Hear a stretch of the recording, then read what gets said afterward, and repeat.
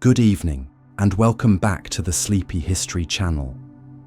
Tonight, we're not just reading history, we're peering through the veils of time into a realm where fear and fragile medical knowledge quietly shape the world. We'll be exploring the fascinating world of serving as a physician to King Henry VIII, uncovering stories that time almost forgot. Before we begin, may I take a quiet moment to reach out to you? Where in the world are you listening from tonight? Whether it's late in the evening or the start of a new day, I'm truly grateful to share a few calm minutes of your time. I always look forward to reading your comments. Hearing where you are and how these stories reach you truly inspires me. Your words often become the spark that shapes the next episode. If you're enjoying these gentle journeys through history, feel free to subscribe or share your ideas for future topics. Your voice helps keep this little corner of history alive and this community growing. So now, get comfortable, settle in, and let the quiet echoes of Tudor England carry you away. Our journey begins where a royal summons arrives before dawn, and a trembling doctor realizes his life has been claimed by the king. Now, let's begin.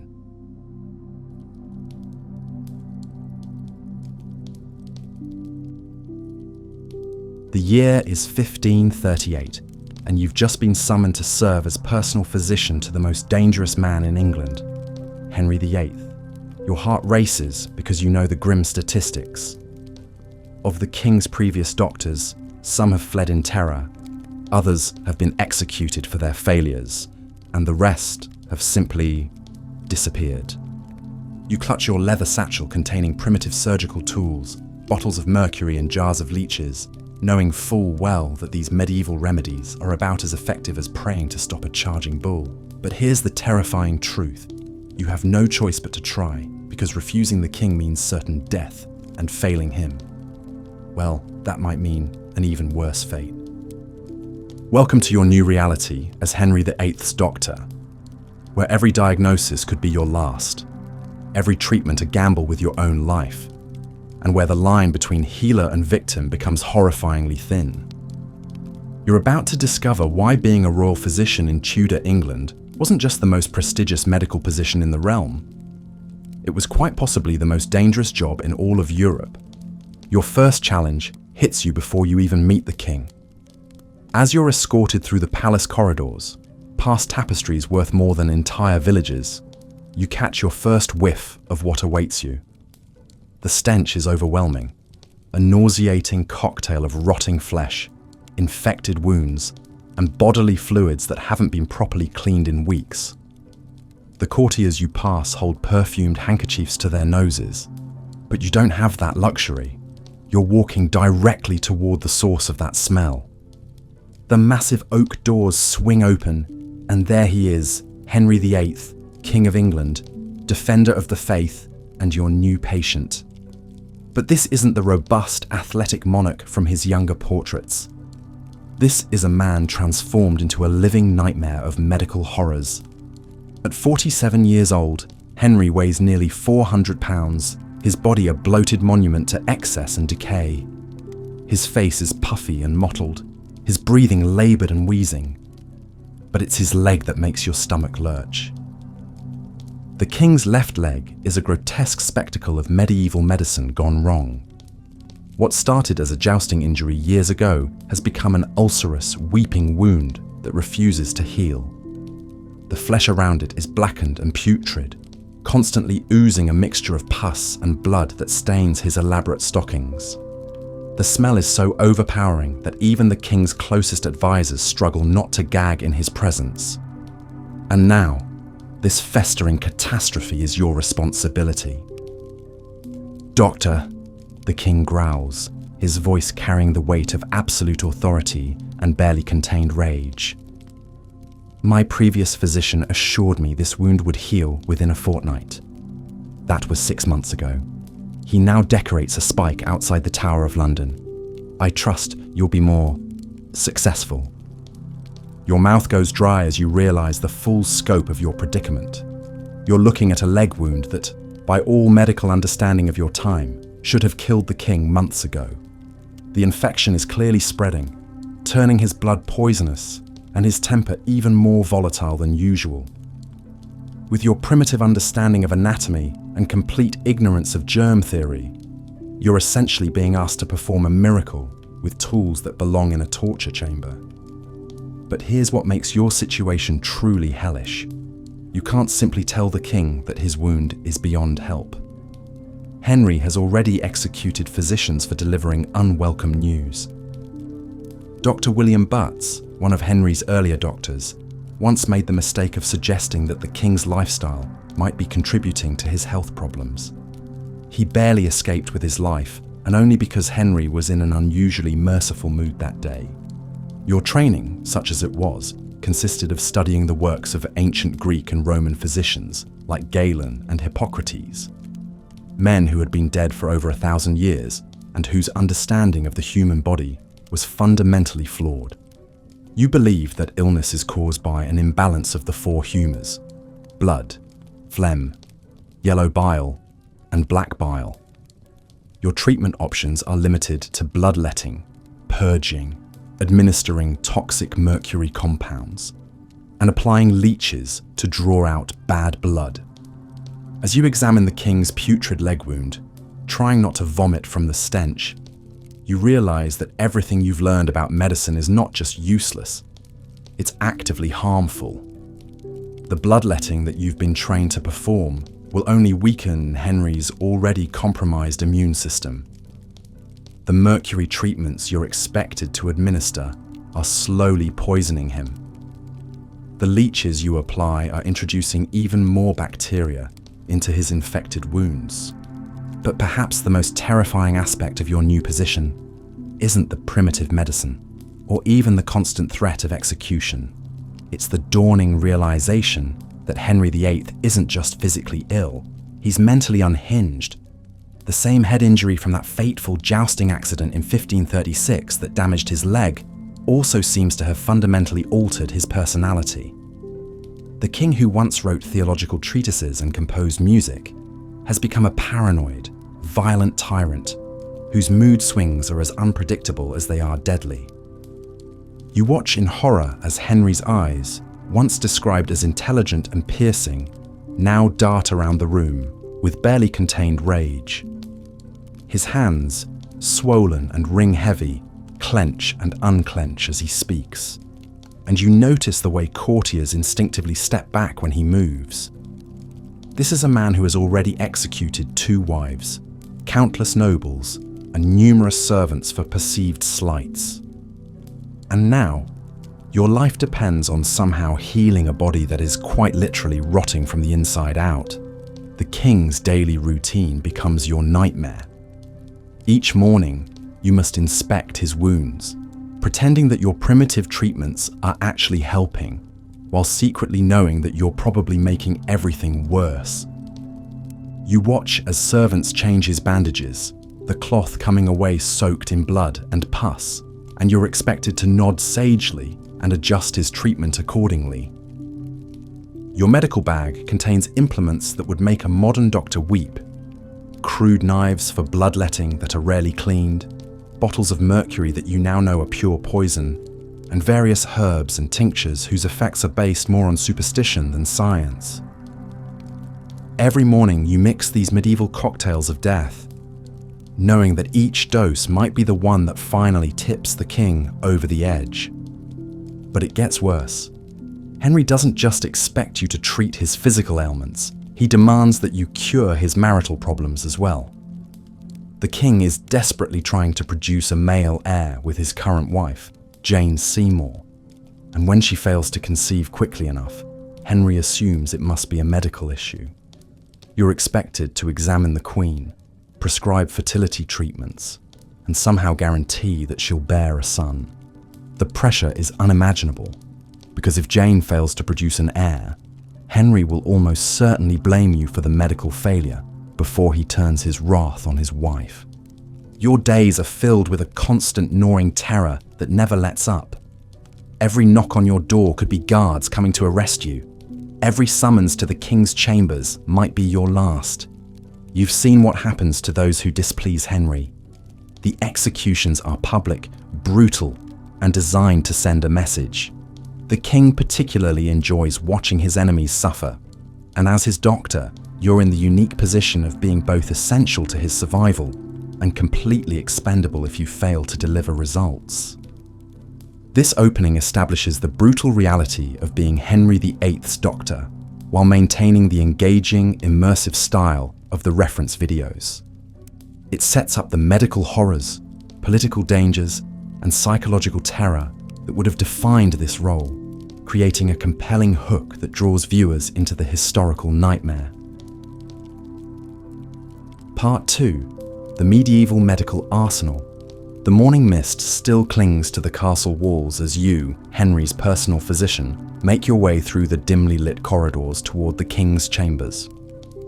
Your leather satchel bounces against your hip, heavy with the tools of your trade. But calling them tools is perhaps too generous.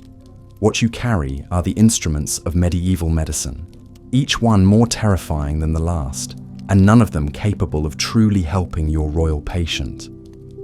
Your fingers trace the cold metal of your phlegm, a sharp blade designed for bloodletting. This will be your most frequently used instrument in treating the king. According to the medical wisdom of your time, Henry's festering leg wound, his mounting rage, and his general ill health all stem from an imbalance of the four humours: blood, phlegm, yellow bile, and black bile. The solution, as you've been taught, is to drain the excess blood that's supposedly causing his problems. Never mind that each bloodletting session leaves the already weakened king paler and more irritable than before. You pause outside the royal chambers, steeling yourself for what lies ahead. Through the heavy oak door, you can already hear Henry's laboured breathing and the occasional grunt of pain. At over 300 pounds, the king's massive frame puts tremendous strain on his heart, and the infected ulcer on his leg has been weeping pus for months. The stench that greets you when you enter is overwhelming, a mixture of rotting flesh, unwashed body, and the herb-scented oils that previous physicians have slathered on the wound to no avail. Henry glares at you from his bed, his small eyes nearly lost in the folds of his bloated face. "Well?"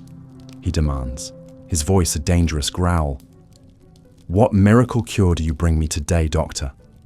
The sarcasm in his voice is unmistakable, born from years of failed treatments and broken promises from physicians before you. You've seen what happened to some of your predecessors. Dr. Butts, who dared to suggest that Henry's diet might be contributing to his problems, was banished from court. Dr. Wendy, who failed to cure a particularly severe bout of headaches, simply disappeared one night, and no one at court speaks of him anymore. You set down your satchel and begin arranging your instruments on a small table beside the king's bed.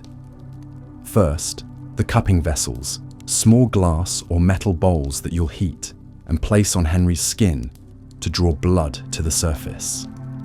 The theory is that this will help rebalance his humours, but in reality, it will only add painful welts to his already suffering body. Next, you lay out your collection of herbs and tinctures.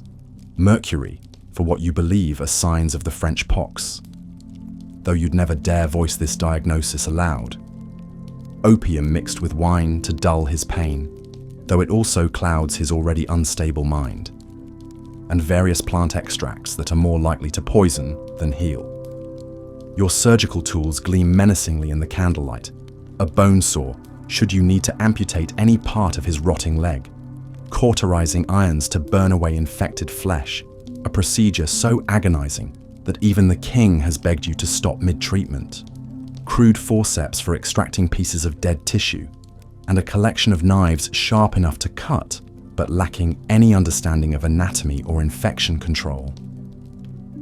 The most disturbing tool in your arsenal isn't made of metal at all.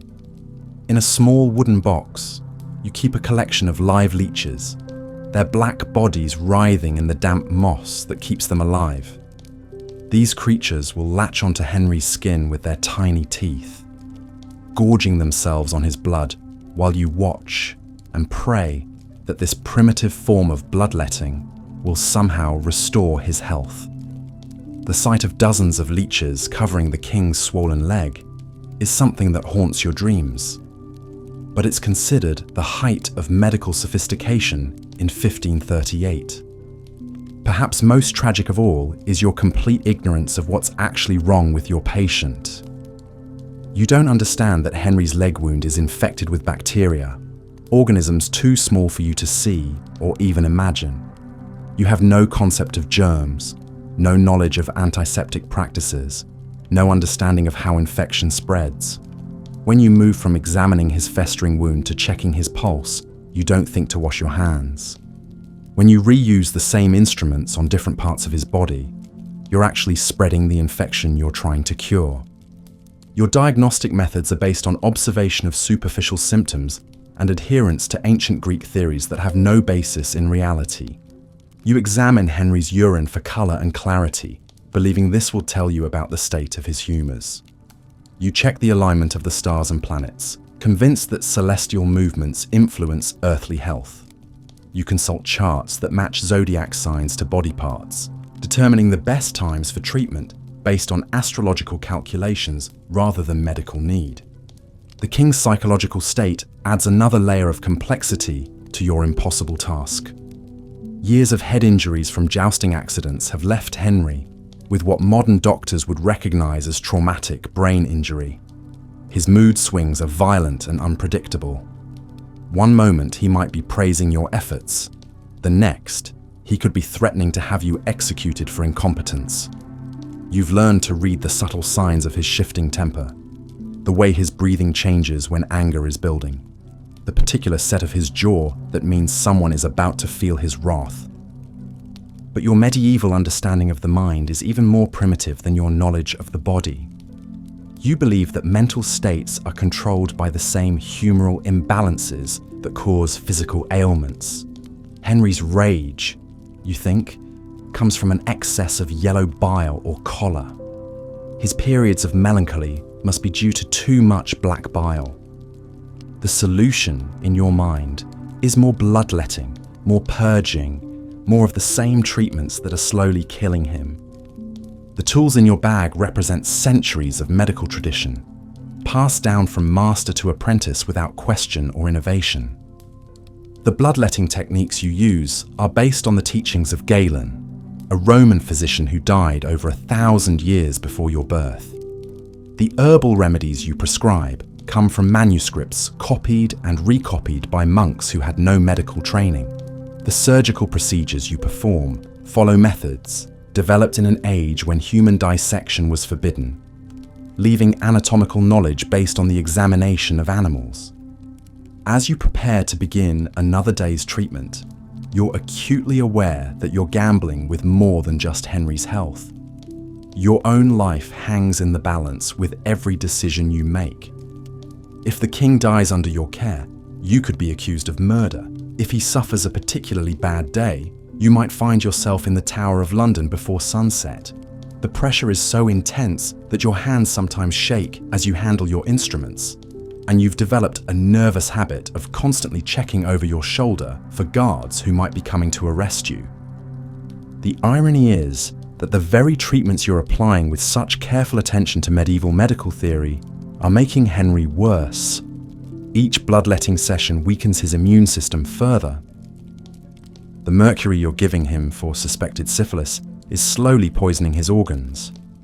The unsanitary conditions in which you work are introducing new infections, even as you try to treat existing ones.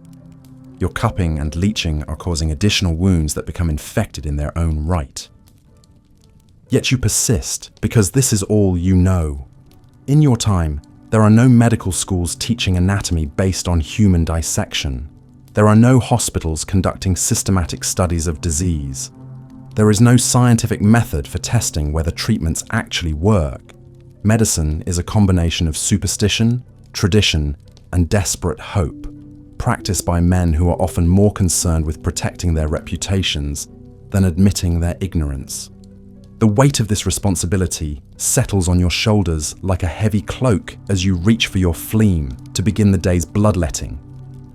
You know that what you're about to do will cause Henry pain and weaken him further, but you also know that failing to treat him, according to accepted medical practice, could cost you your life. You're trapped in a system that demands action even when that action is harmful, serving a patient whose condition is beyond the understanding of your age. In the candlelit chamber, surrounded by the tools of your primitive trade, you represent the tragic intersection of good intentions and dangerous ignorance. You genuinely want to help your king, but every method at your disposal is more likely to harm than heal. This is the brutal reality of being Henry VIII's doctor. You're fighting a losing battle with weapons that were obsolete before you were born. And the price of failure isn't just professional embarrassment, but quite possibly your head on a chopping block. The morning's treatment is about to begin, and somewhere in the depths of the castle, the executioner's axe waits, sharp and ready, for the next physician who fails to cure the incurable king. Based on the reference videos and the script summary provided, here's part 3 of Boring History, your brutal life as Henry VIII's doctor. But your torment extends far beyond the grotesque wound that festers on Henry's leg. Each day brings new medical crises that would challenge even the most skilled physicians of our modern era. The king suffers from what we now understand to be severe diabetes, though in 1538, you have no concept of blood sugar or insulin. You watch helplessly as Henry experiences wild mood swings, his body bloating to monstrous proportions, his appetite swinging between gluttonous excess and complete revulsion. Your medical bag contains instruments that would horrify any modern doctor. Your bone saw, rusted and dull from countless uses, serves for amputations performed without anesthesia. Your cupping vessels, made of horn and glass, are used to draw what you believe is corrupted blood from Henry's swollen flesh. The king's screams echo through the stone corridors of Whitehall Palace as you apply heated irons to cauterize wounds, believing that burning flesh will somehow purge the evil humors that plague his body. The pressure to cure Henry's infertility weighs heaviest on your shoulders. Each month that passes without Queen Jane Seymour producing a male heir brings you closer to the executioner's block. You prescribe increasingly desperate remedies based on the flawed medical knowledge of your time. Ground unicorn horn, believed to enhance virility, costs more than most people earn in a lifetime. You mix powdered pearls with wine, convinced that their purity will cleanse Henry's seed. When these fail, you turn to even more barbaric treatments, applying leeches to the king's most intimate areas while he roars in pain and fury. Your understanding of anatomy comes from ancient Greek texts that are often wildly inaccurate. You believe the heart has 2 chambers instead of 4, that blood is produced in the liver, and that women are simply defective versions of men. When examining Henry's numerous ailments, you operate under the assumption that his body contains 4 humors: blood, phlegm, yellow bile, and black bile, and that illness results from their imbalance. This leads you to prescribe treatments that often make Henry sicker rather than better. The king's mental state deteriorates before your eyes, and you are powerless to help. Modern historians suspect Henry suffered from traumatic brain injury from his jousting accident in 1536, just 2 years before your current predicament. You witness his paranoid rages, his sudden shifts from jovial laughter to murderous fury, his increasing inability to form coherent thoughts. But your medieval understanding attributes these symptoms to an excess of choler or perhaps demonic possession. Your treatments involve drilling holes in his skull to release evil spirits, a procedure called trepanation that you perform with crude tools and no understanding of brain function. Sleep offers no respite from your daily horrors. You are summoned at all hours to attend to Henry's various complaints. Sometimes it's his suppurating leg wound, which refuses to heal despite your daily applications of honey, pig fat, and ground herbs. Other times it's his chronic headaches, which you treat by applying heated cups to his scalp, creating painful blisters that you believe will draw out the corrupt humours. On the worst nights, you're called to witness Henry's fits of rage, where he threatens to have you hanged, drawn, and quartered for your failures as a physician. Your surgical procedures are primitive beyond imagination. When Henry requires surgery for an abscess, you have no understanding of sterile technique. Your instruments are cleaned with wine if you're feeling particularly cautious, but more often, they're simply wiped on your already filthy robes. You operate by candlelight in rooms thick with smoke and the stench of unwashed bodies. Infection is not a complication you can prevent. It's an inevitability you simply hope the patient will survive. The pharmaceutical remedies at your disposal are equally horrifying. Your medicine chest contains vials of mercury, which you believe can cure syphilis, but which actually causes severe neurological damage. You prescribe antimony, a toxic metal, for various ailments, watching as patients develop violent vomiting and diarrhea that you interpret as the body purging itself of disease.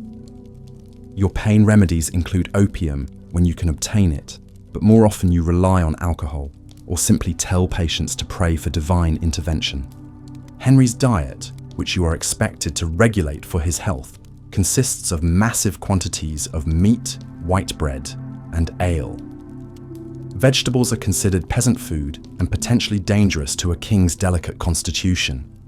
You watch Henry consume pounds of roasted beef, whole chickens, and elaborate sugar sculptures, while his body grows ever more diseased and bloated. When he complains of digestive problems, you prescribe more meat and wine, believing that rich foods will strengthen his constitution. Your knowledge of contagion is non-existent, making you a vector for disease rather than a healer. You move directly from treating plague victims to examining the king without washing your hands or changing your clothes. You believe that disease is caused by bad air or divine punishment, not by invisible organisms that can be transmitted through contact. This ignorance makes you incredibly dangerous to Henry's health, even as you desperately try to cure him. The weight of your position crushes down upon you every moment of every day. You know that Henry has already executed Thomas More, his former chancellor and close friend. You've watched Bishop Fisher's head roll for opposing the king's divorce from Catherine of Aragon. Thomas Cromwell, once Henry's most trusted advisor, was beheaded just 2 years ago. If these powerful men couldn't escape Henry's wrath, what chance do you have as a mere physician who cannot cure what ails him? Your greatest fear is not just death, but the manner of your death. Henry delights in creative executions for those who disappoint him. You might be burned alive for heresy if you suggest that God doesn't want Henry to have a son. You could be hanged, drawn, and quartered for treason if you fail to cure his impotence. Or you might simply disappear one night, your body thrown into the Thames like so many others who have fallen from royal favour. Every morning you wake knowing that this could be your last day alive. Every treatment you prescribe could be the one that finally pushes Henry over the edge into murderous rage. Every failure to ease his pain brings you closer to joining the growing list of those who have tried and failed to serve the most dangerous monarch in English history. You are trapped in a nightmare of ignorance, brutality, and terror, with no escape except death itself. You're Henry VIII's personal physician in 1538, and the weight of your impossible position crushes down like a stone slab. The king's health deteriorates daily. His leg wound festers, oozing pus, and filling the royal chambers with the stench of rotting flesh. His mood swings grow more violent, his paranoia deeper. Yesterday he screamed at you for an hour about imagined conspiracies, spittle flying from his lips as he accused you of poisoning him with your worthless remedies. Your medical arsenal is laughably primitive.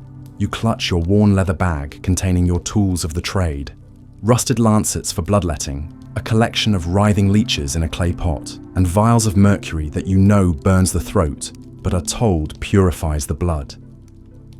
The four humours theory guides your every decision.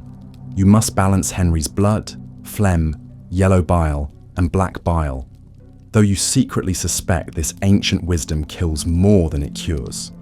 The ulcer on Henry's leg has grown to the size of a man's fist. The flesh around it has turned a sickly green-black, and you can smell the corruption from across the room. You've tried everything, applying honey and herbs, draining the wound with heated cups, even boring small holes in his skull to release the evil vapors causing his headaches. Nothing works. The infection spreads like a slow poison through his massive frame. Your hands shake as you prepare another mercury treatment, knowing it will likely make him sicker. But what choice do you have? The king demands action, and to do nothing is to invite accusations of treason. You've watched 3 physicians before you lose their heads for failing their sovereign. Their blood still stains the tower's stones. The irony burns like acid. Your treatments often worsen his condition. The bloodletting weakens him when he needs strength. The mercury causes violent vomiting and loosens his teeth. The trepanation you performed last month to release pressure from his skull only gave him blinding headaches. Yet you must continue this charade of healing, pretending your medieval medicine can cure what you cannot even properly diagnose. Henry's paranoia has reached new heights. He sees poison in every meal, conspiracy in every whisper. Last week, he had 2 kitchen servants executed because his stomach ached after dinner. His eyes, once sharp and calculating, now dart about wildly, searching for threats that exist only in his diseased mind. You wonder if the infection has reached his brain, or if the constant pain has simply driven him mad. The political danger suffocates you like a heavy cloak. One wrong word, one failed treatment, one honest assessment of his condition could seal your fate. When Henry roars in pain during your treatments, you must bite your tongue to keep from crying out yourself. When he demands to know why he's not improving, you craft careful lies about stubborn humours and rebellious blood, while inside you scream the truth, that you're a butcher masquerading as a healer. Sleep brings no peace.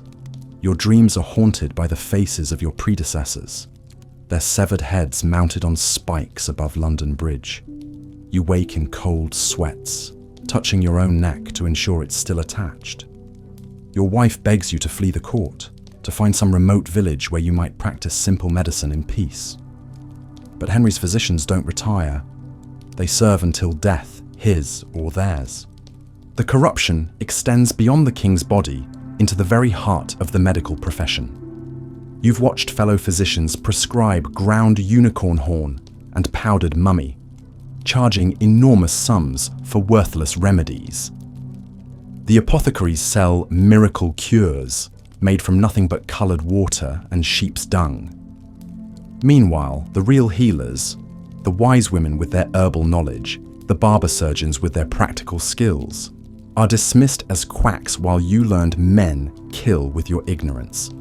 Today you must inform Henry that his condition is worsening. His leg wound shows signs of gangrene, though you cannot speak that word aloud.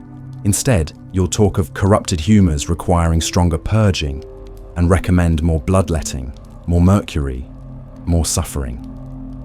You'll watch his face contort with rage and pain, knowing that in his twisted mind, your inability to heal him makes you complicit in some imagined plot against the crown. The room spins as you consider your options. Tell the truth and face immediate execution for defeatist thinking. Continue the charade and watch him slowly die while he takes his rage out on you daily, or attempt some desperate experimental treatment that might kill him instantly and ensure your own head decorates a spike by sunset. Every choice leads to death, his or yours, perhaps both. You think of the great physicians of antiquity, of Galen and Hippocrates, whose theories you follow blindly despite their obvious failures.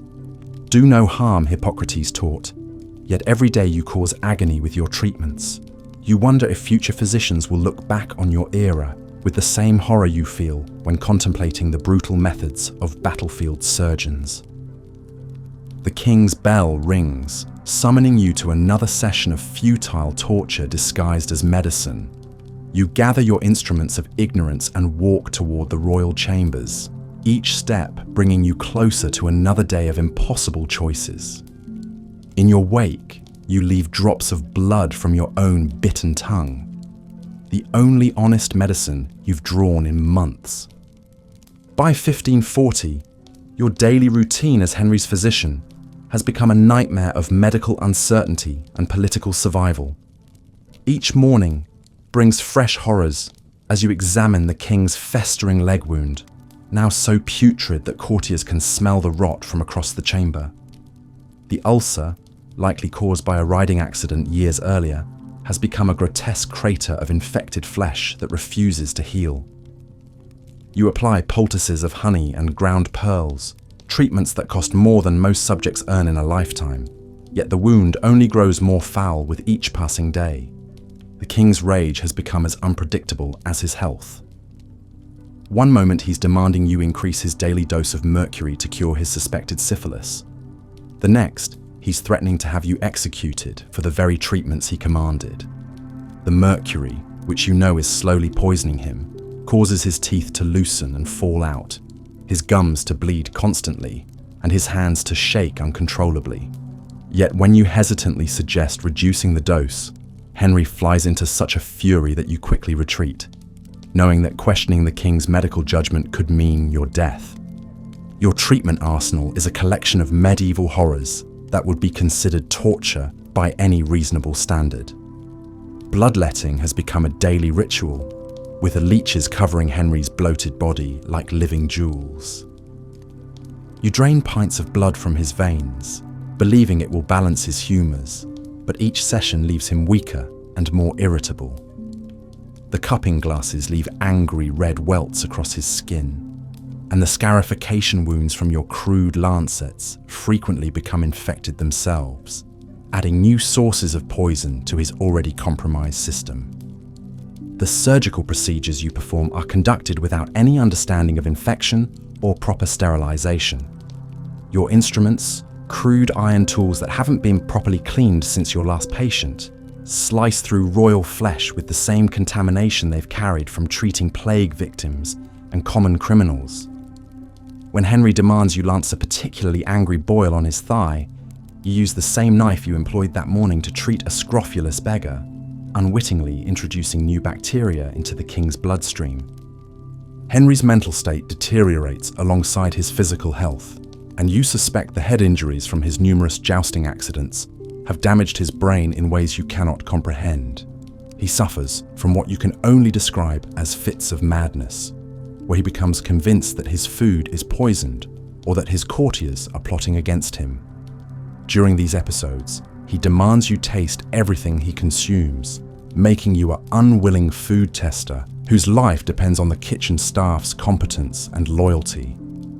The king's paranoia extends to his medical treatment, and he frequently accuses you of deliberately prolonging his suffering to maintain your position at court. He demands explanations for why his ailments persist, despite your expensive remedies, and you're forced to craft elaborate lies about the slow-working nature of your treatments. You blame his continued suffering on everything from evil humours to divine punishment for his sins, all while knowing that your treatments are likely making him worse rather than better. Your attempts to treat Henry's chronic constipation, caused partly by his poor diet and partly by his mercury poisoning, involve administering violent purgatives that leave him writhing in agony for hours. The king demands these treatments despite their obvious harmful effects, believing that expelling waste from his body will somehow purify his royal blood. You prepare mixtures of wormwood, rhubarb, and antimony that cause such violent intestinal spasms that Henry sometimes loses consciousness from the pain. The infection in Henry's leg wound has begun to affect his entire body, and you notice the telltale signs of septicemia beginning to manifest. His skin takes on a greyish pallor, his breathing becomes labored, and his body temperature fluctuates wildly between burning fever and bone-chilling cold. Yet when you suggest that the wound might require amputation, Henry threatens to have you drawn and quartered for even suggesting such a mutilation of the royal person. Your knowledge of anatomy is based entirely on the flawed teachings of ancient Greek physicians who were forbidden from dissecting human bodies. You believe that Henry's illnesses are caused by an imbalance of the four humours: blood, phlegm, yellow bile, and black bile. This leads you to prescribe treatments that attempt to restore balance through increasingly dangerous means. You administer powerful emetics to make him vomit, believing this will expel excess yellow bile and force him to consume bitter herbs that you think will counteract an overabundance of blood. The king's obesity, now reaching truly dangerous proportions, creates additional medical challenges that you're completely unequipped to handle. His massive weight puts enormous strain on his heart and lungs, causing him to wheeze and gasp for breath after even minor exertion. You attempt to treat this by binding his chest tightly with linen strips, believing this will help his lungs function better. But the compression only makes his breathing more difficult and adds to his discomfort. Henry's demand for an heir drives you to prescribe increasingly desperate fertility treatments that border on the absurd. You prepare potions containing ground rhinoceros horn, powdered unicorn horn, actually narwhal tusk, and various exotic herbs that cost the royal treasury enormous sums. The king consumes these concoctions religiously, believing they will restore his virility and ensure the continuation of the Tudor dynasty, while you secretly doubt their effectiveness. The pressure to maintain Henry's sexual performance leads you into the dangerous territory of treating what would now be recognized as erectile dysfunction. You prepare stimulating ointments containing Spanish fly and other dangerous substances that cause painful inflammation and sometimes lasting damage. The king's frustration with these failures often results in violent outbursts directed at you, and you live in constant fear that one day his disappointment will prove fatal to your career and your life. Your position becomes even more precarious as Henry begins consulting other physicians and quacks, each promising miracle cures that you know are impossible. You're forced to compete with charlatans who claim they can restore the king's youth, cure his syphilis overnight, or guarantee him a male heir. When these competitors inevitably fail, Henry sometimes blames you for not warning him strongly enough against their treatments, creating a no-win situation where any advice you give can be used against you. The political implications of Henry's failing health create additional dangers for you as his physician. Court factions begin positioning themselves for the succession, and your medical opinions about the king's prognosis could be seen as treasonous predictions about his death. You're forced to maintain the fiction that Henry will recover fully, while privately knowing that his multiple ailments are likely to prove fatal. Any hint that you doubt the king's eventual recovery could be interpreted as wishing for his death, a crime punishable by the most brutal execution methods available. The constant stress of your position begins to affect your own health, and you suffer from chronic insomnia, digestive problems, and what would now be recognized as severe anxiety. You turn to the same useless remedies you prescribe for others, drinking wine mixed with ground gold and taking daily doses of theriac, a supposed universal antidote that contains dozens of exotic ingredients, including viper's flesh and opium. These treatments provide no real relief, but give you the illusion of taking some control over your deteriorating situation. As Henry's condition continues to worsen, you realize that your medical knowledge is not just inadequate, but actively harmful. Yet you're trapped in a system where admitting ignorance would mean certain death, and where the king's absolute authority extends even to determining what constitutes proper medical treatment. You continue your futile efforts to heal an unhealable patient, knowing that each day brings you closer to either the king's death or your own execution for failing to prevent it.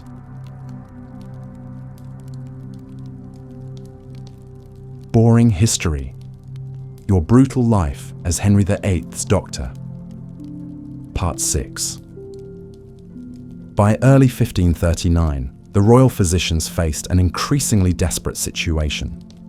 Henry's leg wound had become a festering nightmare that defied every remedy in their medieval arsenal. The ulcer now measured nearly 6 inches across, weeping constantly through layers of bandages that had to be changed multiple times daily. The stench was so overwhelming that courtiers would cover their noses with perfumed handkerchiefs when approaching the king. Yet this putrid crater in Henry's flesh was merely the most visible symptom of a body in complete systemic collapse. Dr. William Butts, the king's primary physician, had watched helplessly as his patient's condition deteriorated beyond anything described in the ancient medical texts. The humoral theory that governed all medieval medicine suggested that Henry's choleric temperament had become dangerously imbalanced, producing excess yellow bile that manifested as both the leg wound and his increasingly violent mood swings. According to Galenic doctrine, the solution should have been straightforward. Purge the excess bile through bloodletting, induce vomiting with emetics, and apply cooling treatments to restore balance. But every intervention seemed to make Henry worse. The bloodletting sessions had become particularly harrowing ordeals. Where once the king might have submitted to having a pint of blood drawn, he now required multiple procedures weekly. Dr. Butts would make careful incisions in Henry's arms with his brass fleam, watching as thick, dark blood flowed into pewter bowls. The blood often appeared almost black, which medieval physicians interpreted as evidence of severe corruption in the humours. Sometimes clots would form immediately, suggesting that the blood itself was diseased. Yet rather than providing relief, these bloodlettings left Henry weaker and more irascible than before. The application of leeches had become an almost daily ritual. Dr. Butts would carefully select the fattest specimens from his collection, placing them around the edges of Henry's leg wound and on his temples to draw out the poisoned humours. The creatures would gorge themselves on the king's blood until they were swollen to 3 times their normal size, then drop off, leaving behind small bleeding punctures. Henry would lie still during these treatments, his massive frame trembling occasionally as the leeches did their work. But instead of the promised relief, the king often emerged from these sessions pale and dizzy, his wound no better than before. Mercury treatments had become increasingly frequent and aggressive. The liquid metal was believed to have purifying properties that could cleanse the body of corruption from within. Dr. Butts would carefully measure doses of mercury into wine or mix it with honey to make it more palatable, though Henry often complained bitterly about the metallic taste that lingered for days.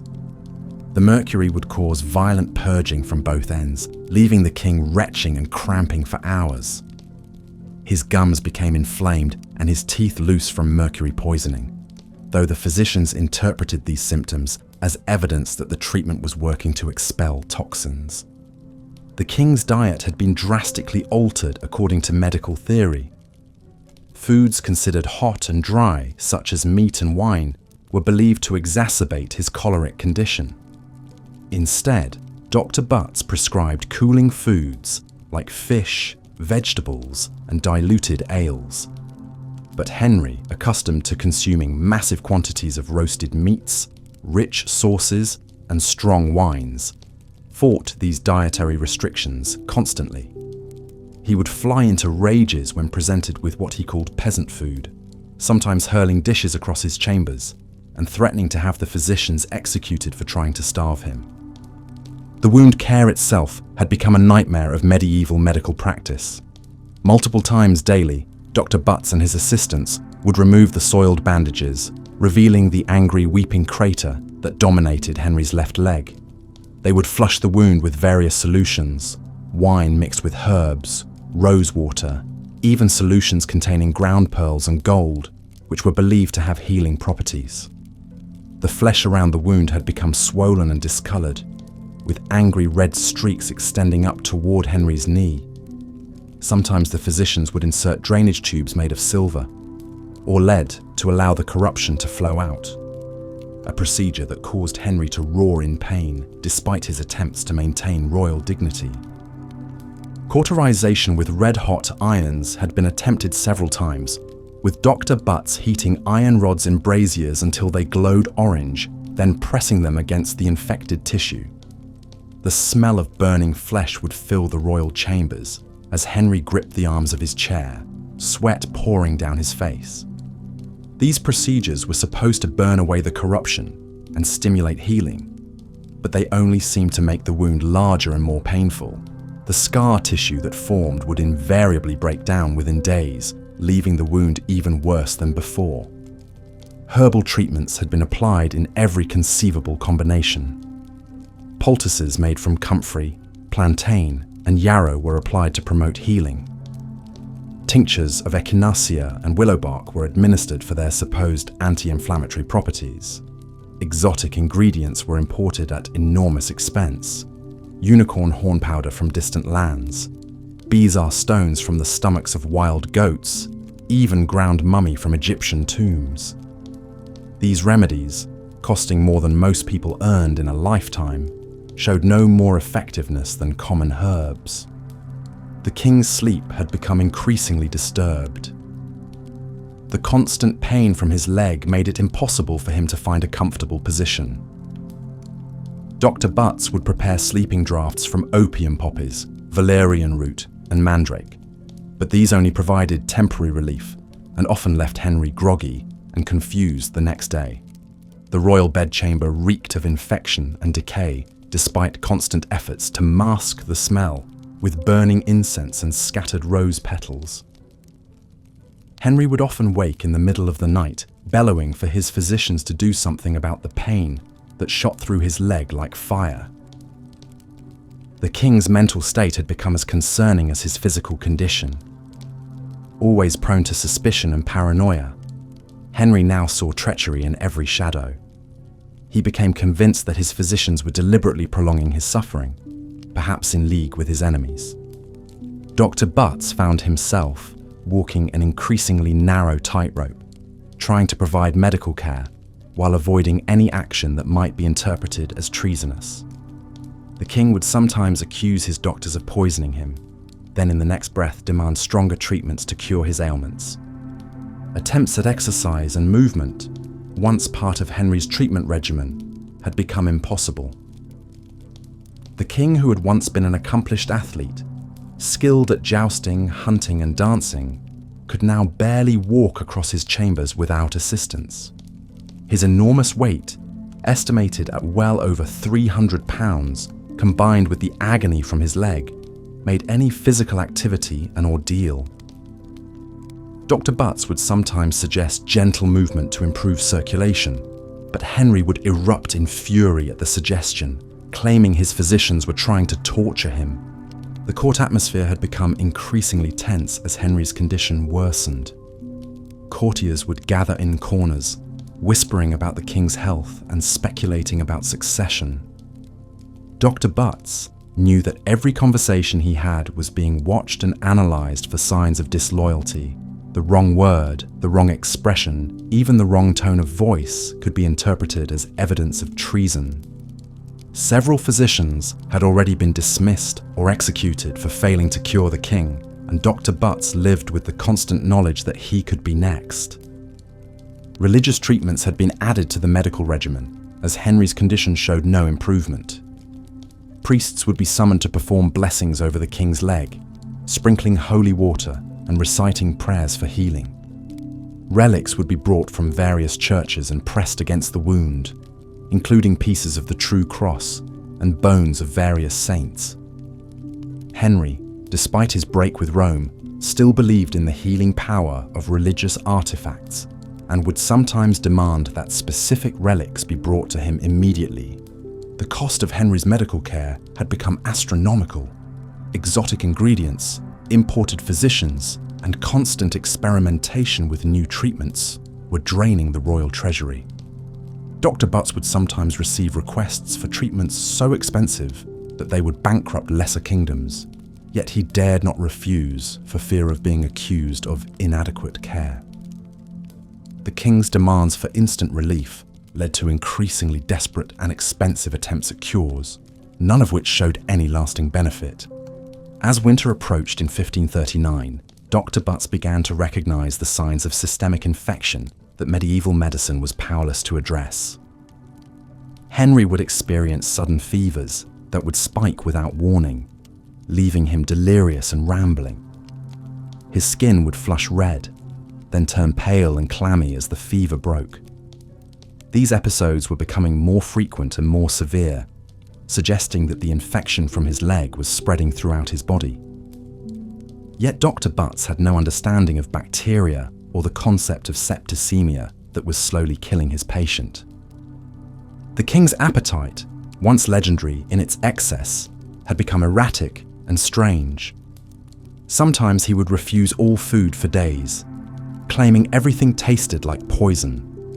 Other times, he would demand enormous quantities of specific foods, eating until he made himself sick. Dr. Butts tried to regulate the royal diet according to humoral theory, but Henry's increasingly irrational demands made consistent treatment impossible. The king would sometimes accuse his food tasters of conspiring against him, leading to a constant turnover in kitchen staff. Attempts at trepanation, the medieval practice of drilling holes in the skull to release evil humours, had been discussed as a potential treatment for Henry's headaches and mood swings. Dr. Butts had the necessary tools: sharp-pointed trepans that could bore through bone, and saws for removing larger sections of skull. The procedure was believed to relieve pressure on the brain and allow corrupted humours to escape. However, even in an age of brutal medical practices, the idea of drilling holes in the king's head was considered extremely risky, and Dr. Butts had so far resisted Henry's occasional demands for this treatment. The royal physicians had begun consulting with astrologers and alchemists in their desperation to find a cure. Medieval medicine held that the positions of planets and stars could influence human health, and charts were drawn up to determine the most auspicious times for various treatments. Mercury was administered when that planet was in ascendancy, bloodletting was performed when Mars was dominant, and herbal treatments were timed according to lunar phases. These consultations added another layer of complexity to an already confused medical regimen, and Dr. Butts often found himself trying to balance contradictory advice from different specialists. The psychological toll on the royal physicians had become severe. Dr. Butts and his colleagues lived in constant fear of Henry's wrath, knowing that their failure to cure the king could result in imprisonment, torture, or execution. They had witnessed the fate of previous physicians who had fallen from favour, and this knowledge coloured every decision they made. Sleep became elusive as they worried about their patient's condition and their own safety. Some physicians had already fled the court, claiming family emergencies or urgent business elsewhere, rather than risk Henry's displeasure. By the end of 1539, it had become clear to Dr. Butts that his patient was dying, though he dared not voice this opinion.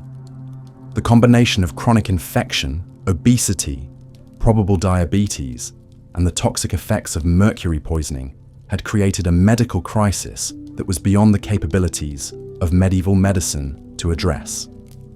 Yet he continued to apply the treatments prescribed by ancient authorities, knowing they were useless but having no alternatives. The king's body was slowly shutting down, poisoned by the very treatments meant to heal him, while his physicians watched helplessly and prayed they would not be blamed for their inevitable failure. The isolation of the royal physicians had become complete. They could trust no one at court, as any conversation might be reported to the king and interpreted as evidence of conspiracy. They lived like prisoners in the palace, their every move watched and analysed. Dr. Butts had begun to understand that he was not really a physician in any meaningful sense, but rather a performer in an elaborate charade designed to maintain the illusion that the king could be cured. His medical knowledge, such as it was, had become secondary to his ability to appear confident and reassuring. while administering treatments he knew to be worthless. As Henry VIII's condition continued to deteriorate into the winter of 1539, Dr. Butts faced the horrible realization that he was presiding over the slow death of the most powerful man in England, armed with nothing but medieval superstition and deadly ignorance, while his own life hung in the balance with every failed treatment and every worsening symptom. Your life as Henry VIII's doctor just took another devastating turn. The treatments you've desperately employed, the bloodletting, the mercury, the leeches, have not only failed to heal the king, but they may have made him worse. His leg wound continues to fester, a putrid black crater that fills the royal chambers with the stench of rotting flesh. The mercury you've administered for his suspected syphilis has left him with trembling hands and blackened teeth, his speech sometimes slurred and incomprehensible, and his mood swings have become so violent that even his closest advisors flee when they see the rage building in his bloodshot eyes. You stand in your cramped quarters, surrounded by the tools of your trade, crude surgical instruments, bottles of mysterious powders, and charts showing the supposed alignment of the stars. Your hands shake as you prepare another concoction, knowing full well that each remedy you attempt could be your last. The king's condition is deteriorating rapidly, and with it, your chances of survival. In Tudor England, failure to cure the monarch isn't just professional embarrassment, it's a death sentence. The palace corridors buzz with whispered conversations about the king's declining health. Courtiers exchange nervous glances, knowing that when Henry dies, heads will roll. And yours, as his personal physician, will likely be among the first. You've seen what happened to your predecessors, some dismissed in disgrace, others executed for their perceived incompetence. Dr. William Butts, who served before you, died under mysterious circumstances after repeatedly failing to cure the king's ailments. His replacement lasted barely 6 months before Henry had him thrown in the Tower. Your knowledge of medicine, such as it is, comes from ancient texts written by Greek and Roman physicians who understood little about the human body.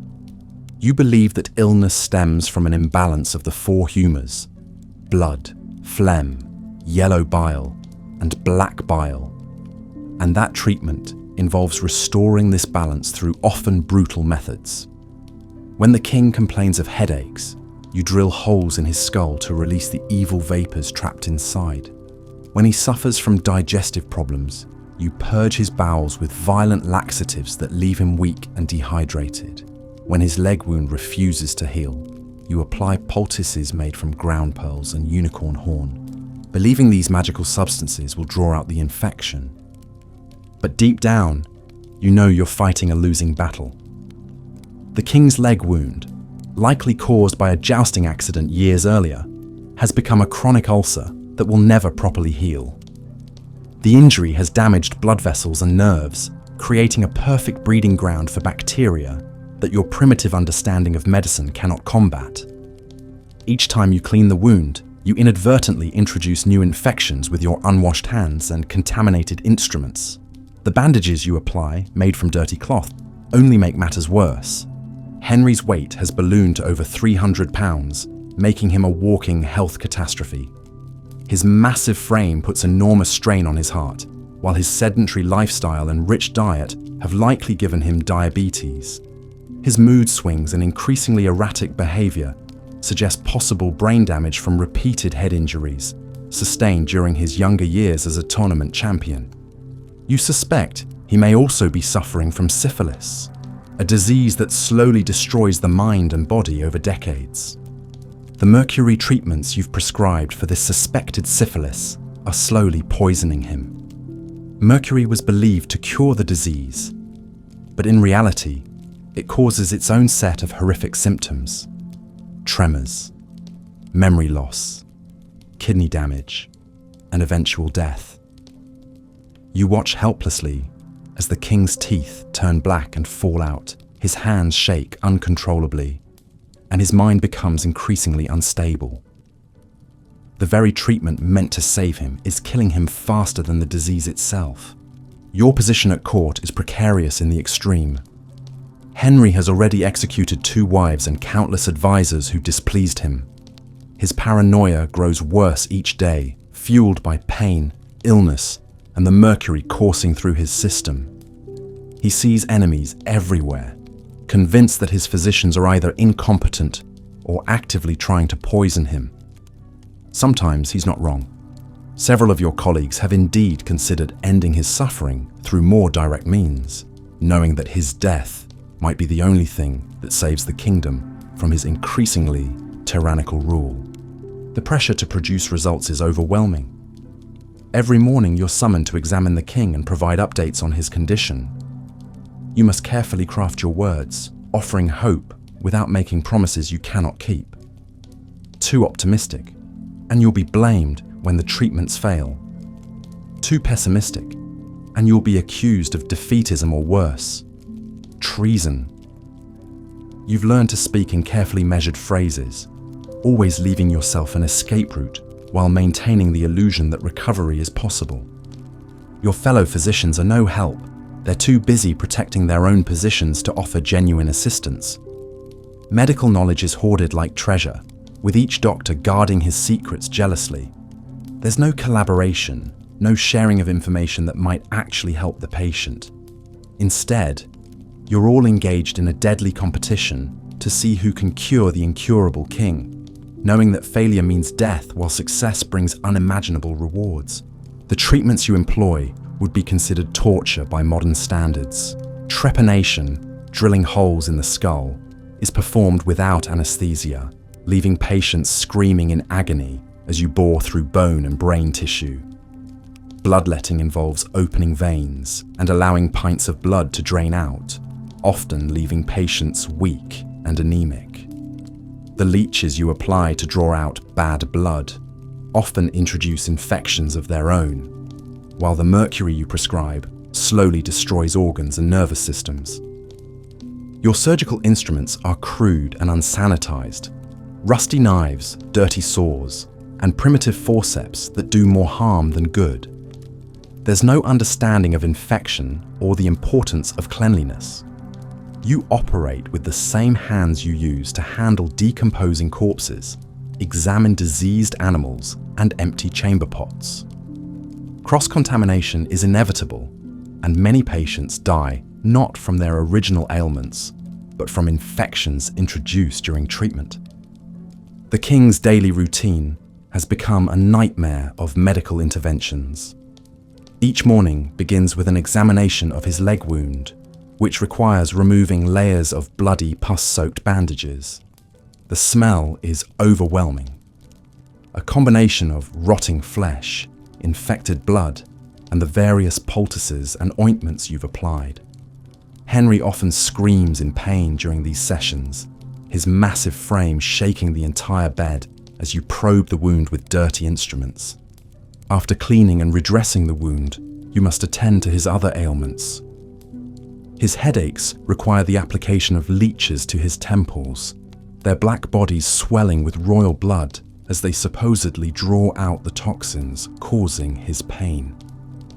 His digestive problems necessitate the administration of violent purgatives that leave him doubled over in agony, evacuating his bowels with explosive force.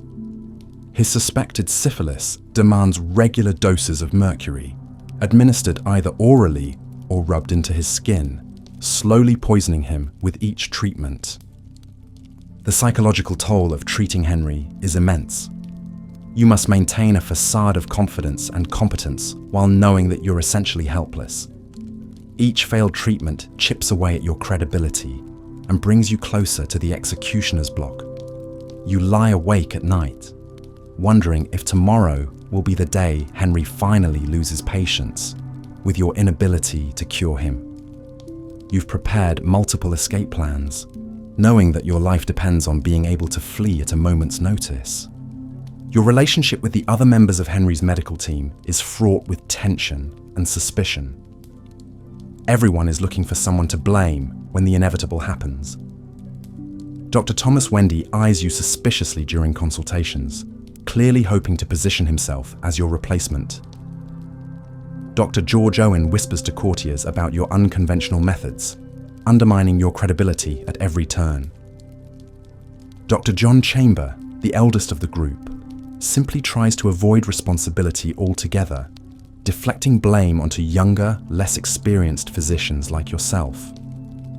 The king's wives and courtiers add another layer of complexity to your impossible situation. Each faction has its own theories about what's wrong with Henry and how he should be treated. Some blame witchcraft and demand that you find and punish the sorcerers responsible for his illness. Others insist that his problems are divine punishment for his break with Rome, and that only spiritual remedies will work. Still, others push for increasingly extreme medical interventions, convinced that more dramatic treatments will succeed where gentle approaches have failed. Your medical training, such as it was, consisted mainly of memorizing ancient texts and learning to identify various herbs and minerals. There was no systematic study of anatomy. Dissection of human corpses was forbidden, leaving you with only rudimentary knowledge of how the body actually works. Your understanding of disease comes from the theory of the four humours, a system so fundamentally flawed that it actively hinders effective treatment. You believe that illness results from imbalances between blood, phlegm, yellow bile and black bile, and that restoring balance requires removing excess humours through bleeding, purging, and vomiting. The tools of your trade reflect the primitive state of medical knowledge. Your surgical instruments are crude iron implements that rust easily and hold edges poorly. Your medicines consist mainly of herbs, minerals, and animal parts ground into powders or boiled into tinctures. You have bottles of mercury for treating syphilis, antimony for inducing vomiting, and opium for managing pain. Most of these substances are more likely to harm than help, but they represent the cutting edge of medical technology in your era. Your diagnostic methods are equally primitive. You examine the king's urine for colour, smell, and taste, believing that these characteristics reveal the state of his internal humours. You check his pulse and feel for swellings, but you have no understanding of blood pressure, heart disease, or the circulatory system. You study his astrological chart to determine the most auspicious times for treatment, convinced that the position of planets and stars affects the outcome of medical interventions. The king's leg wound has become the focus of increasingly desperate treatments. You've tried everything from applying gold leaf to the infected area to packing it with precious stones, believing that these valuable materials possess healing properties. You've used heated irons to cauterize the wound, burning away infected tissue, but also destroying healthy flesh in the process. You've applied poultices made from exotic ingredients, ground unicorn horn, powdered mummy, and essence of dragon's blood, all expensive placebos that do nothing to address the underlying infection. Your knowledge of anatomy is so limited that you don't understand why the wound won't heal. You don't know about bacteria, blood circulation, or the immune system. You can't recognize that the king's diabetes is preventing proper healing, or that his obesity is putting enormous strain on his cardiovascular system. You're treating symptoms without understanding their causes, like trying to fix a broken clock by polishing its face. The mercury treatments for Henry's suspected syphilis are slowly destroying his nervous system. You watch as his hands develop an increasingly pronounced tremor, his speech becomes slurred, and his memory deteriorates. His teeth are turning black and falling out, his breath smells of metal, and his kidneys are failing. But you continue the treatments because mercury is the accepted cure for syphilis, and abandoning it would be seen as giving up on the king's recovery. Your position requires you to maintain detailed records of all treatments and their effects. These documents serve multiple purposes. They track the progression of the king's illness, justify your therapeutic choices, and potentially provide evidence of your competence if questions arise about your performance. But they also create a paper trail that could be used against you if Henry dies, and someone needs to be blamed for his death. The political implications of Henry's declining health are never far from your mind. His potential death could trigger a succession crisis, civil war, or foreign invasion. Various factions at court are already maneuvering for position, and your medical assessments could influence their strategies.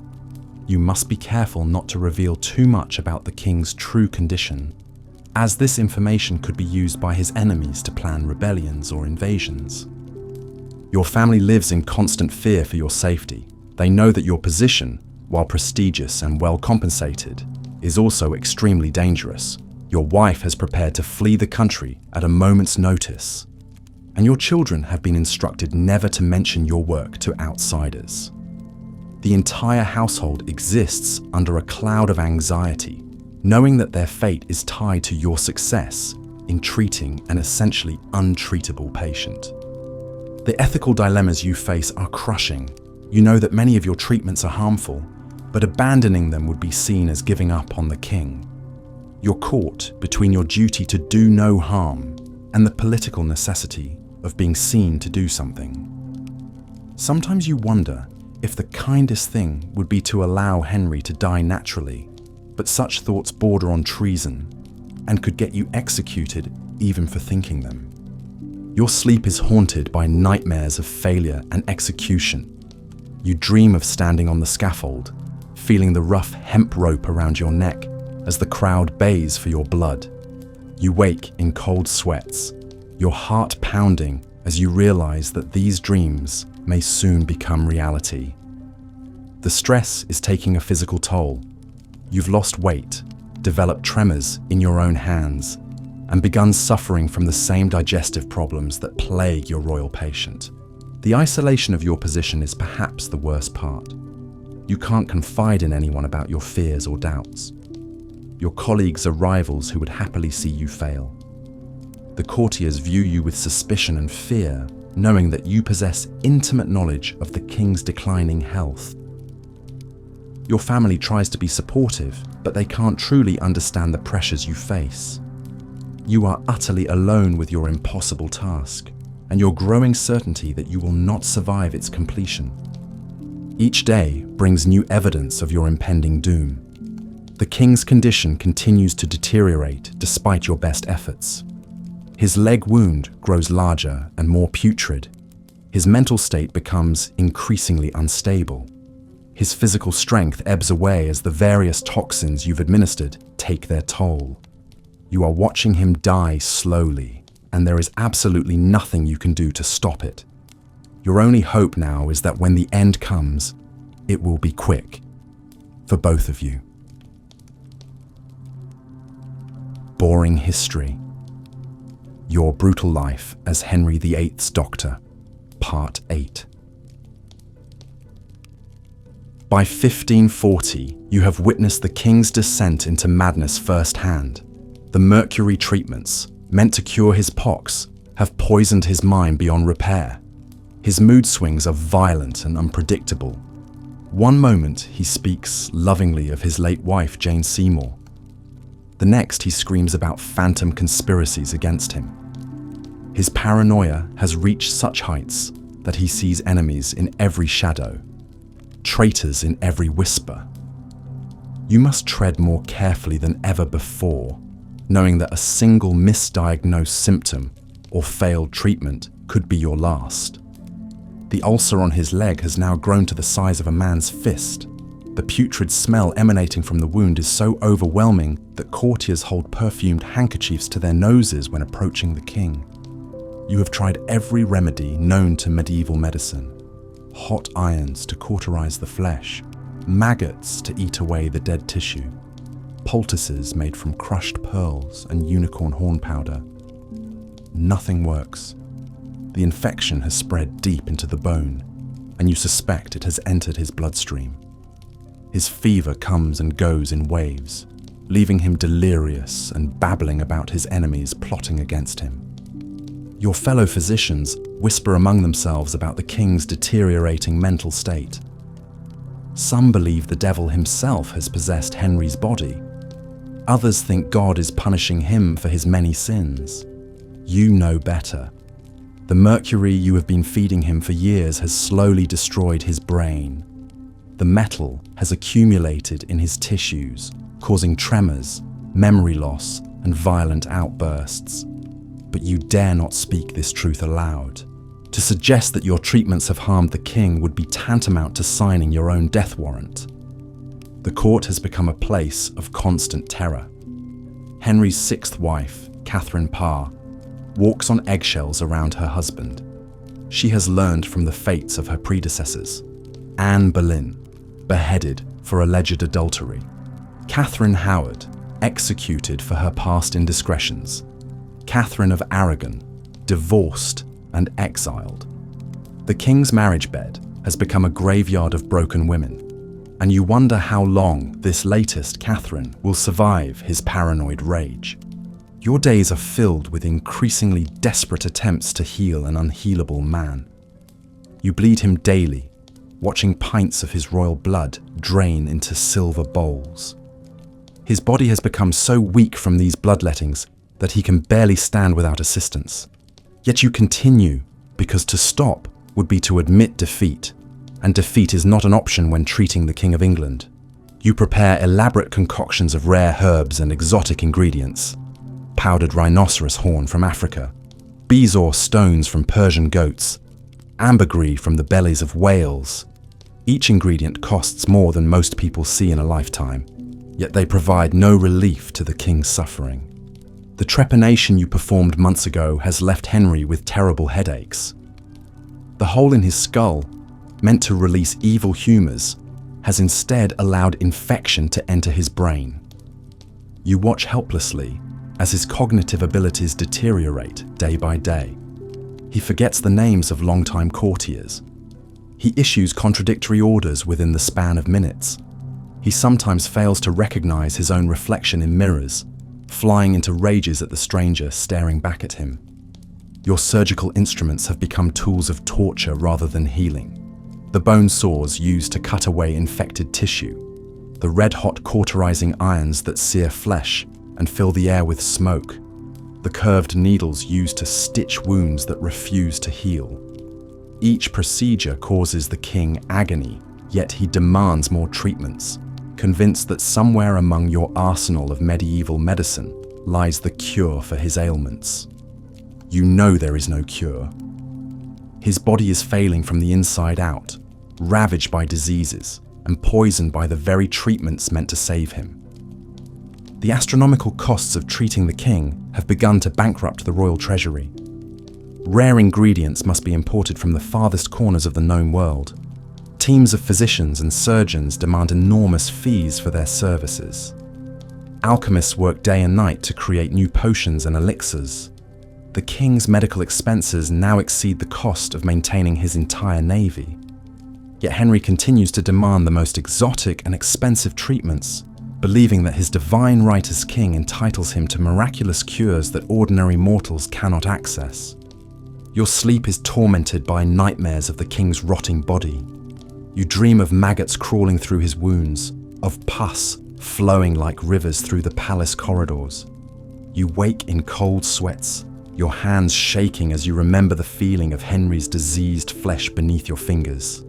The smell of decay has become so embedded in your clothing and hair that you can never escape it, even in your private chambers. Your own health has begun to suffer from the constant stress and exposure to the king's infections. You have developed a persistent cough that you fear may be consumption. Your hands tremble when you try to write prescriptions. The other physicians at court have begun to turn against each other as Henry's condition worsens. Dr. Wendy blames Dr. 𝐒𝐥𝐞𝐞𝐞's bloodletting techniques. Dr. 𝐒𝐥𝐞𝐞𝐞 claims that Dr. Wendy's herbal remedies are poisoning the king. You find yourself caught in the middle of these accusations, knowing that when the king finally dies, someone must be held responsible. The surviving physicians will likely face charges of incompetence or even murder. You have already begun making secret plans for your escape from England, should the worst come to pass. The king's dining habits have become increasingly erratic, as his mental state deteriorates. He sometimes eats nothing for days, then gorges himself on enormous quantities of meat and wine. His weight fluctuates wildly, and his already massive frame struggles to support the additional burden of his swollen, infected leg. You have prescribed various diets and fasting regimens, but Henry ignores your advice, preferring to indulge his appetites even as they worsen his condition. His diabetes, though you do not yet understand the disease, causes him to drink enormous quantities of water and wine, leading to frequent urination that further weakens his already fragile constitution. The palace has become a place of whispered conversations and furtive glances. Courtiers speculate about what will happen when Henry dies. Will his young son Edward be able to maintain control of the kingdom? Will the various religious factions tear England apart in a civil war? You listen to these conversations with growing dread, knowing that your own fate is tied to that of the dying king. If Henry's enemies seize power after his death, they will likely execute everyone associated with his reign, including his physicians. Your medical journals, once filled with optimistic notes about potential cures and promising treatments, now read like a chronicle of failure and despair. Each entry documents another failed remedy, another worsening symptom, another step closer to the inevitable end. You have begun to suspect that some of your treatments have actually hastened the king's decline, but you dare not admit this even to yourself.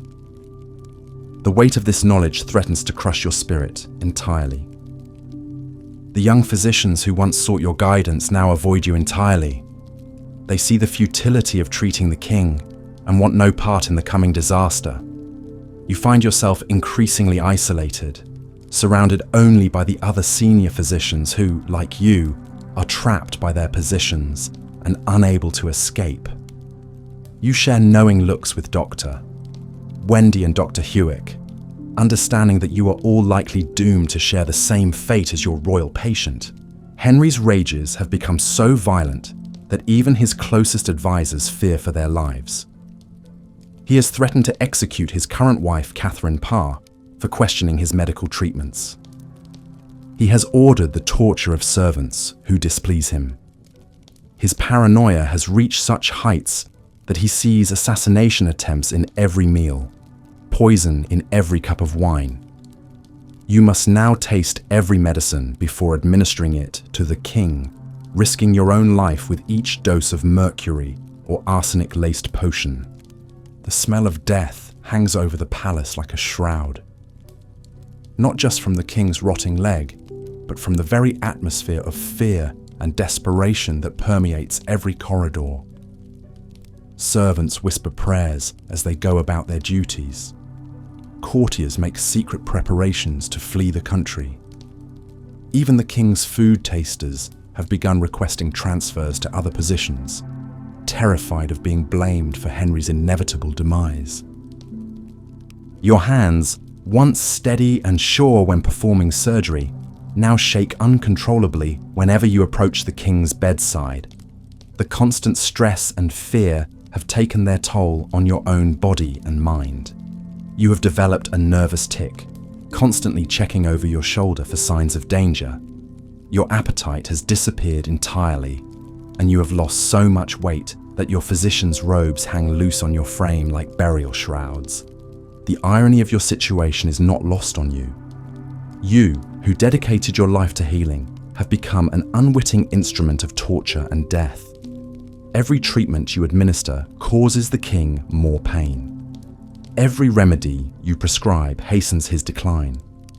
You are trapped in a nightmare of your own making, unable to help your patient and unable to escape the consequences of your failure. The Hippocratic oath to first do no harm has become a cruel mockery in the face of medieval medicine's brutal limitations. As winter approaches, you know that time is running out. Henry's body cannot survive much longer in its current state. The infection in his leg has spread throughout his system. His brain, poisoned by mercury and damaged by trauma, continues to deteriorate. His heart, strained by his enormous weight and constant stress, beats irregularly in his chest. You estimate that he has weeks, perhaps months, before the end comes. And when it does, you pray that your own death will be swift and merciful, for you know that the king's physicians will not be allowed to outlive their patient by very long. The weight of history presses down upon you as you realize you are witnessing the final act of one of England's most notorious monarchs. Future generations will remember Henry VIII as a king who changed the course of English history, who broke with Rome and established the Church of England. But you will remember him as a man whose body became a battlefield between disease and medicine, where medicine lost decisively. You are not just treating a king, you are presiding over the slow, agonizing death of the Tudor dynasty itself. By 1540, Henry VIII's health has reached a catastrophic turning point. What began as a simple leg injury has now transformed into a nightmare that will haunt his final years. The wound, originally sustained during a jousting accident in 1536, has become a festering, putrid mass that refuses to heal. Day after day, his physicians watch in horror as the infection spreads, turning the flesh around the wound black and necrotic.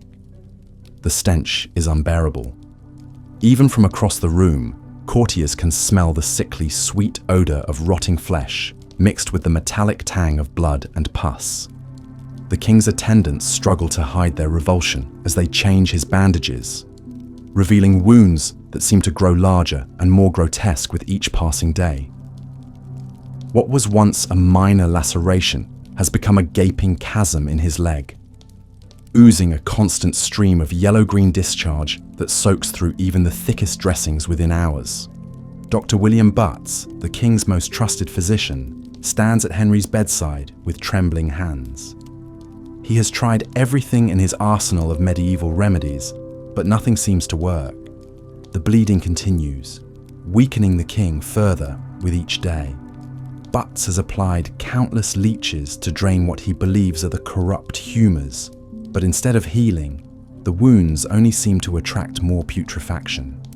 The flesh around the ulcers has taken on a mottled appearance, purple and black in some places, angry red in others. The mercury treatments, once hailed as a miracle cure for the king's suspected syphilis, have now become a source of additional torment. Henry's mouth is filled with painful sores, his gums have receded to expose blackened teeth, and his breath carries the metallic taste of the poison coursing through his veins. The constant salivation caused by mercury poisoning leaves him drooling uncontrollably, adding to his humiliation and rage. But perhaps most terrifying of all is what the physical deterioration has done to Henry's mind. The once charismatic monarch who could charm ambassadors and intimidate enemies with equal skill has become an unpredictable tyrant, prone to violent outbursts that leave everyone around him walking on eggshells. His paranoia has reached new heights. He sees conspiracies everywhere.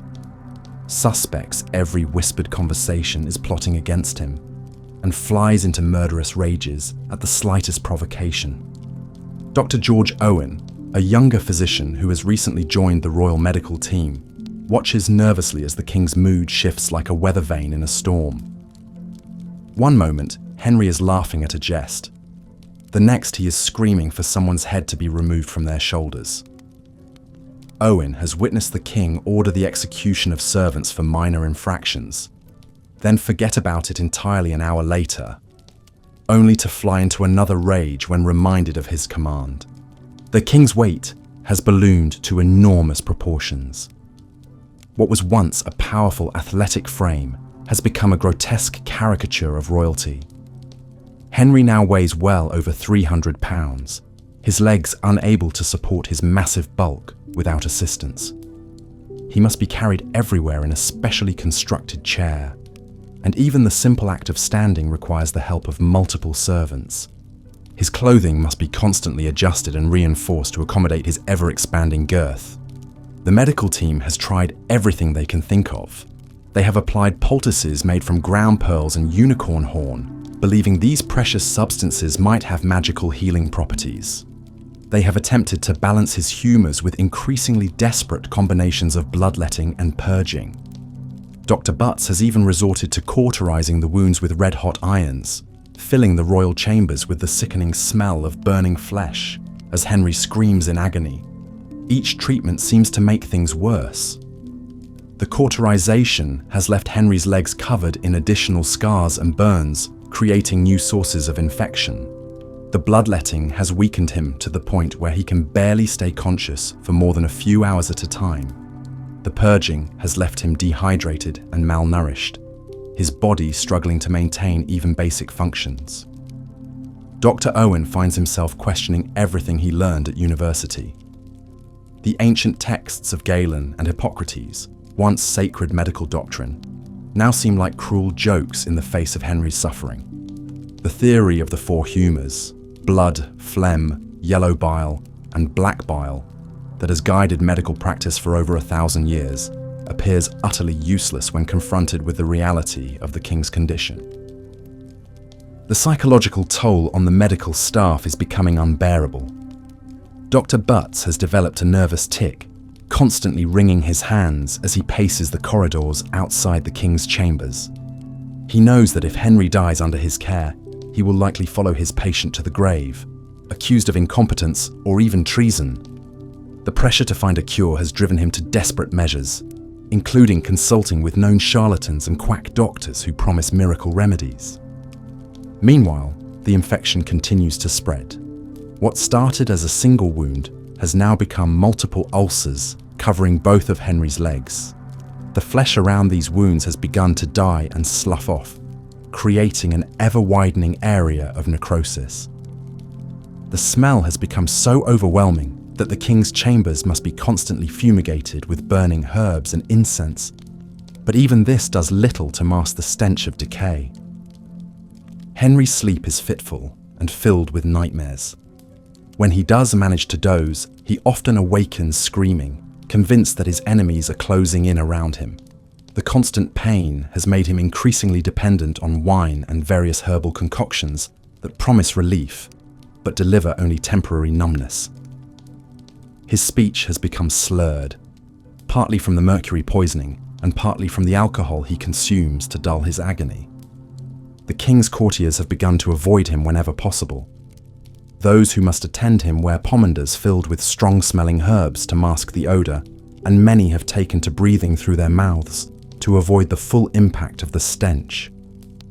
The once vibrant court life has become a grim procession of forced smiles and whispered fears about what will happen when the king finally succumbs to his ailments.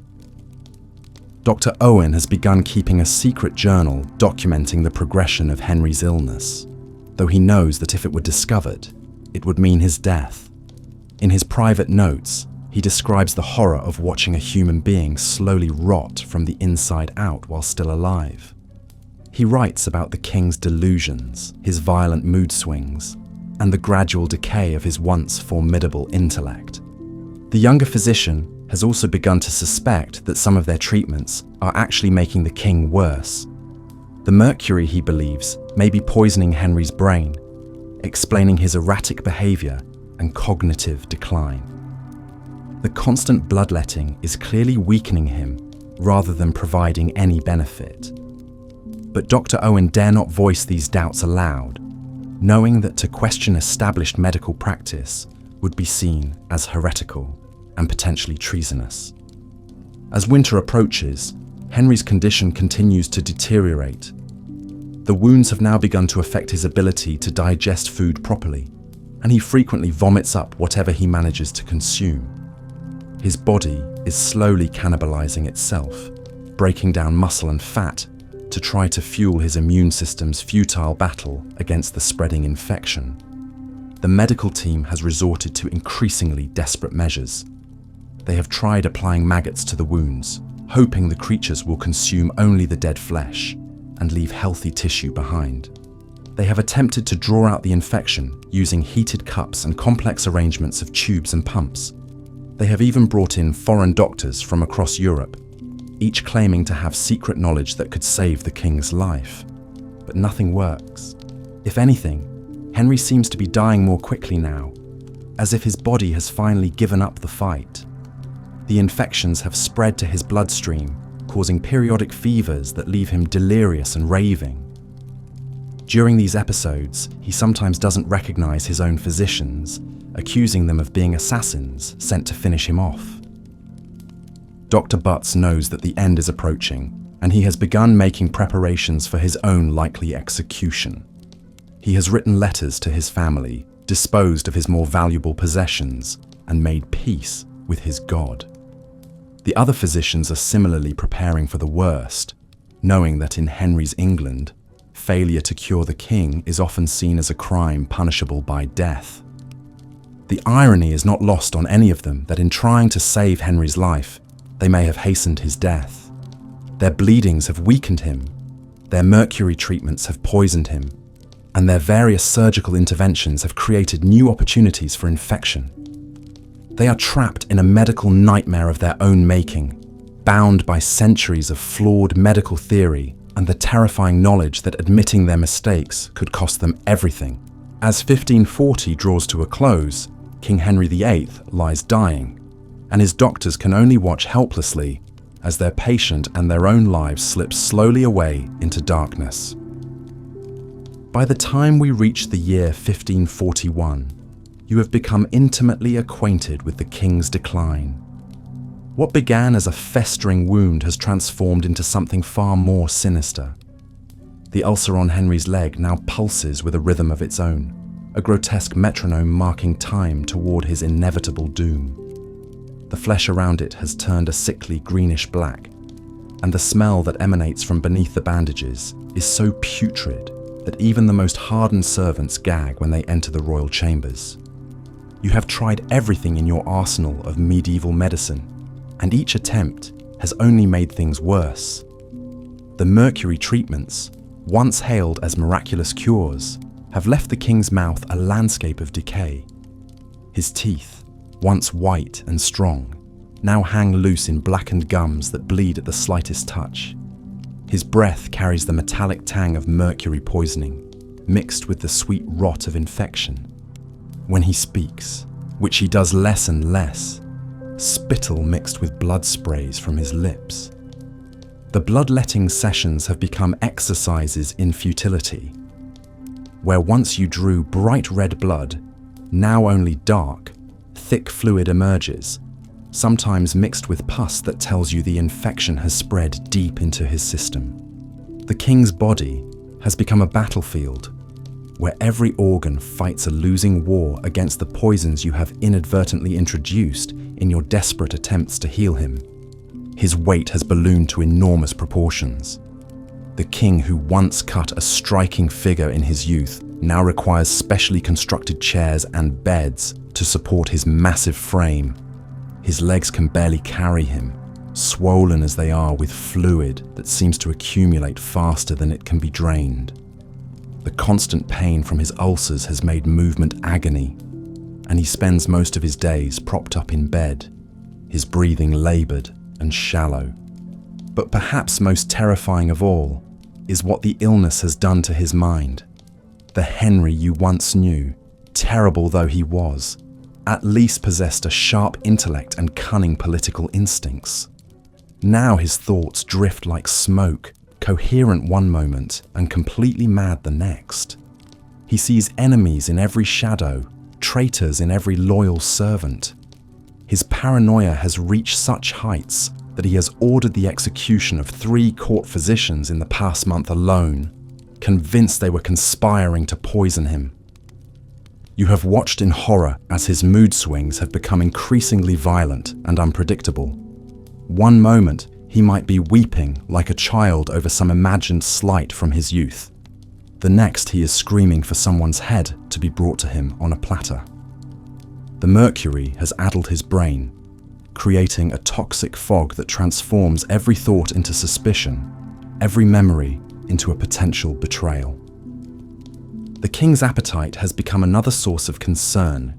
Despite his massive weight gain, he eats with the desperation of a starving man, consuming enormous quantities of rich foods that his diseased body can no longer properly digest. He demands sugary confections at all hours, and his servants report finding him in the middle of the night, stuffing his mouth with honeyed cakes while tears stream down his bloated face. You suspect he has developed what we would now recognize as diabetes, though such knowledge is centuries beyond your understanding. His constant thirst, his ravenous appetite, the sweet smell that sometimes accompanies his breath, the slow healing of his wounds, all point to a condition that medieval medicine cannot even name, let alone treat. The rich diet that befits a king has become another poison in his system, feeding the very illnesses that are consuming him from within. The treatments you continue to prescribe have become increasingly desperate and dangerous. The cauterization sessions, where you burn the infected flesh with red-hot irons, leave the king screaming in agony for hours afterward. The smell of burning human flesh has become so common in the royal chambers that it no longer surprises anyone. Yet the wounds refuse to heal properly, and within days of each cauterization, the infection returns with renewed vigor. The leeching treatments have evolved into medieval torture sessions. You apply dozens of the writhing creatures to his swollen legs, watching as they gorge themselves on his tainted blood.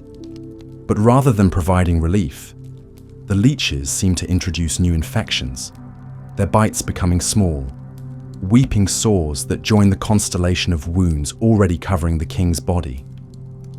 Your experiments with various poultices and herbal remedies have taken on an air of desperate alchemy.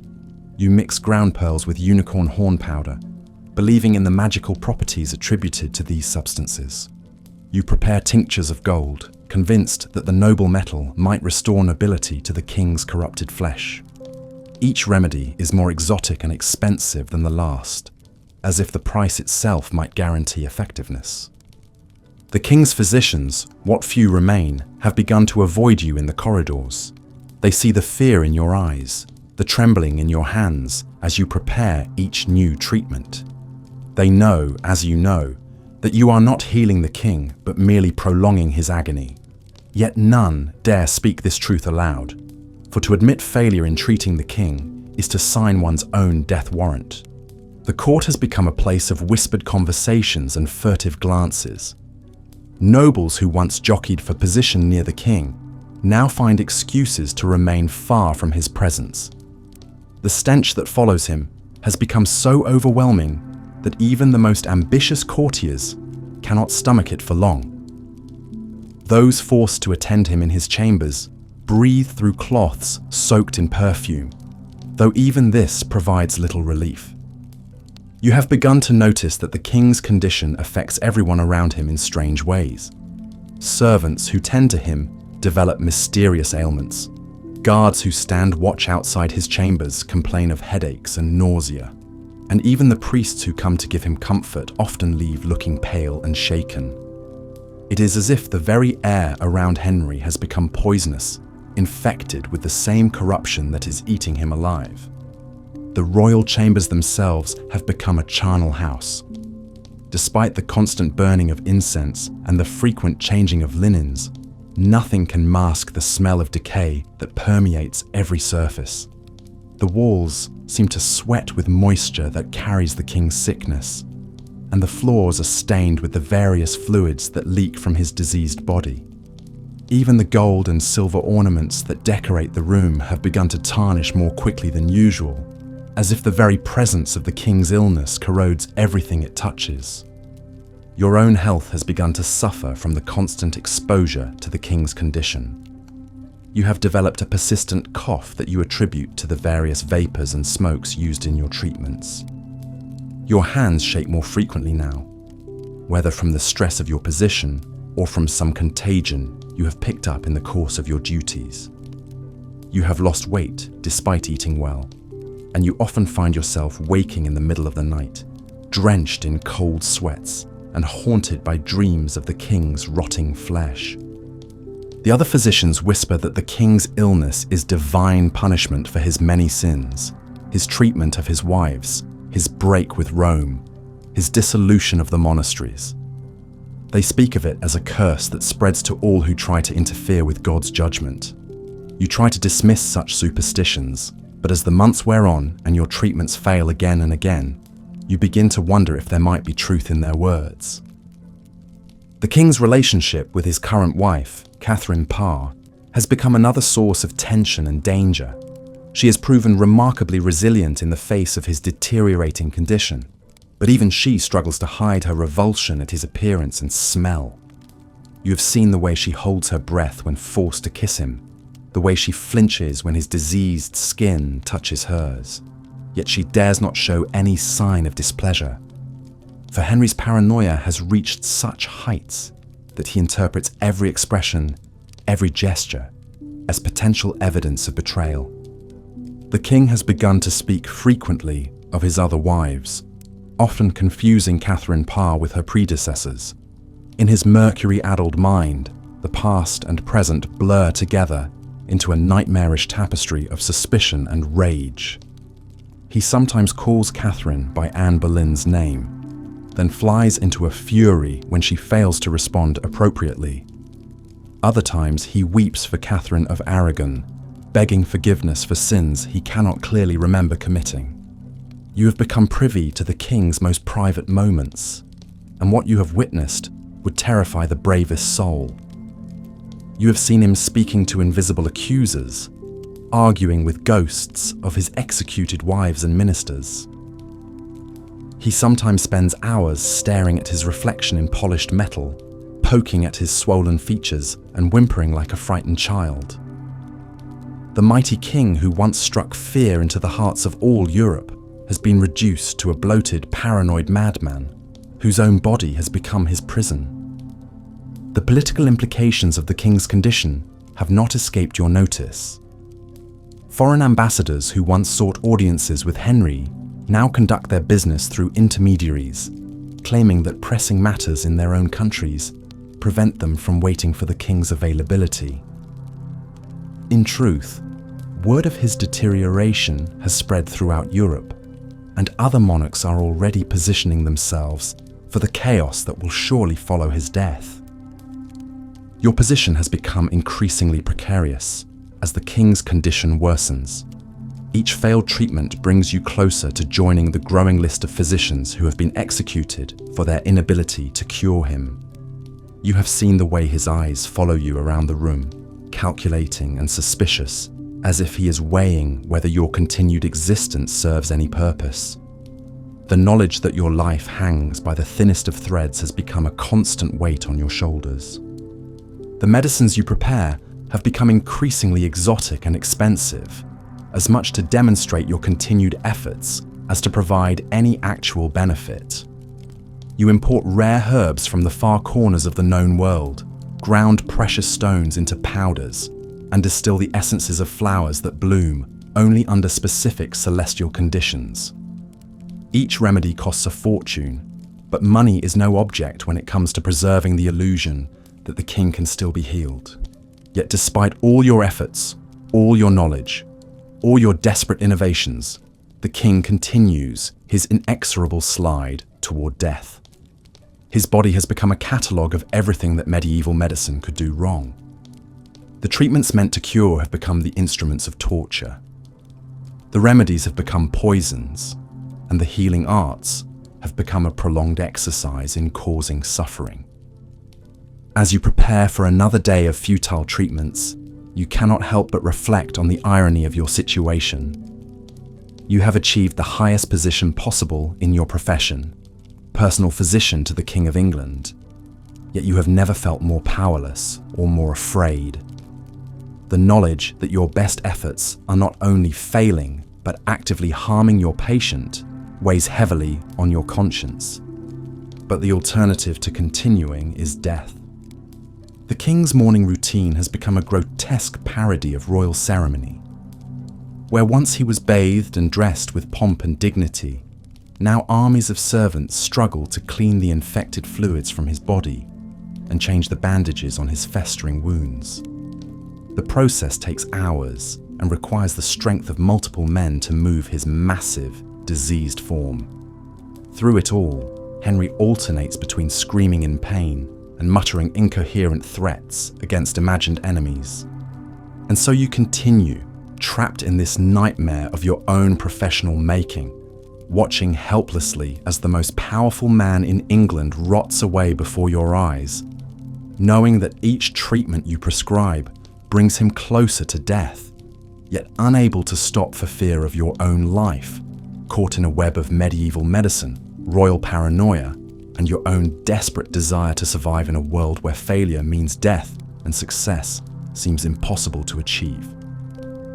By 1545, the end was approaching for Henry VIII, and for you, as his physician, the final years had become a waking nightmare of escalating madness, putrefying wounds, and treatments that bordered on medieval torture. The king's health had deteriorated beyond recognition from the vigorous monarch who had once dominated European politics. His legs, now grotesquely swollen and blackened with gangrene, leaked pus continuously through bandages that had to be changed multiple times daily. The stench was so overwhelming that courtiers would hold perfumed handkerchiefs to their faces when in his presence, though none dared show their revulsion openly. Your medical arsenal had expanded to include increasingly desperate measures. Trepanation, the drilling of holes into the skull to release evil humours, had become a regular procedure despite its horrific risks. You would position the crude metal drill against the king's temple while he was held down by 4 strong men, the grinding sound of metal against bone echoing through the chamber as blood streamed down his face. The king's screams would fill the palace, followed by periods of unconsciousness that offered temporary respite from his ravings about conspiracies and phantom enemies. The mercury treatments had reached toxic levels, causing his teeth to fall out one by one, his gums to recede into bloody, infected cavities, and his speech to become increasingly slurred and incomprehensible. His hands shook uncontrollably, making it impossible for him to sign documents or hold eating utensils.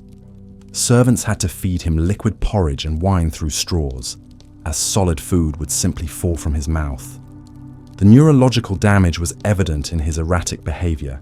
He would fly into murderous rages over trivial matters, ordering executions for imagined slights, then collapse into sobbing fits where he would call for his long-dead mother.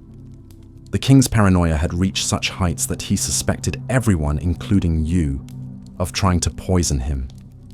He would refuse medicines, convinced they contained deadly toxins, then demand different treatments while threatening to have you beheaded if you failed to cure him.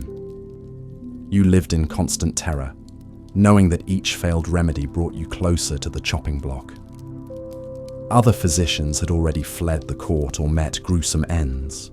Dr. Lineker had been imprisoned for suggesting the king's condition was incurable, while Dr. Bartz had died under mysterious circumstances after questioning the mercury treatments.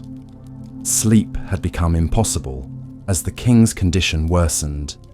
His infected leg wound had developed into full-blown sepsis, causing high fevers that left him delirious for days at a time.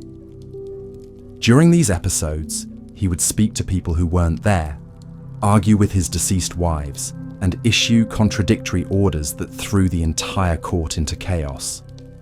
The smell of rotting flesh permeated his chambers despite constant cleaning, and flies buzzed around his bandages, adding to the medieval horror of the scene.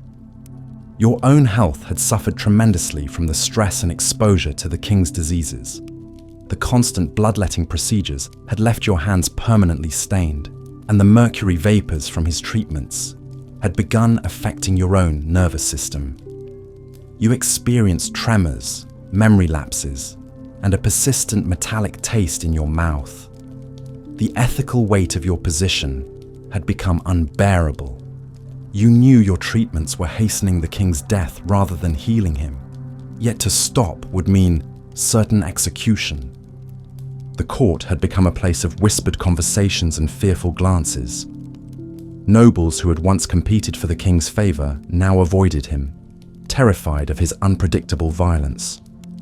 Queen Catherine Parr, his 6th wife, had managed to survive by agreeing with everything he said and staying out of his sight as much as possible.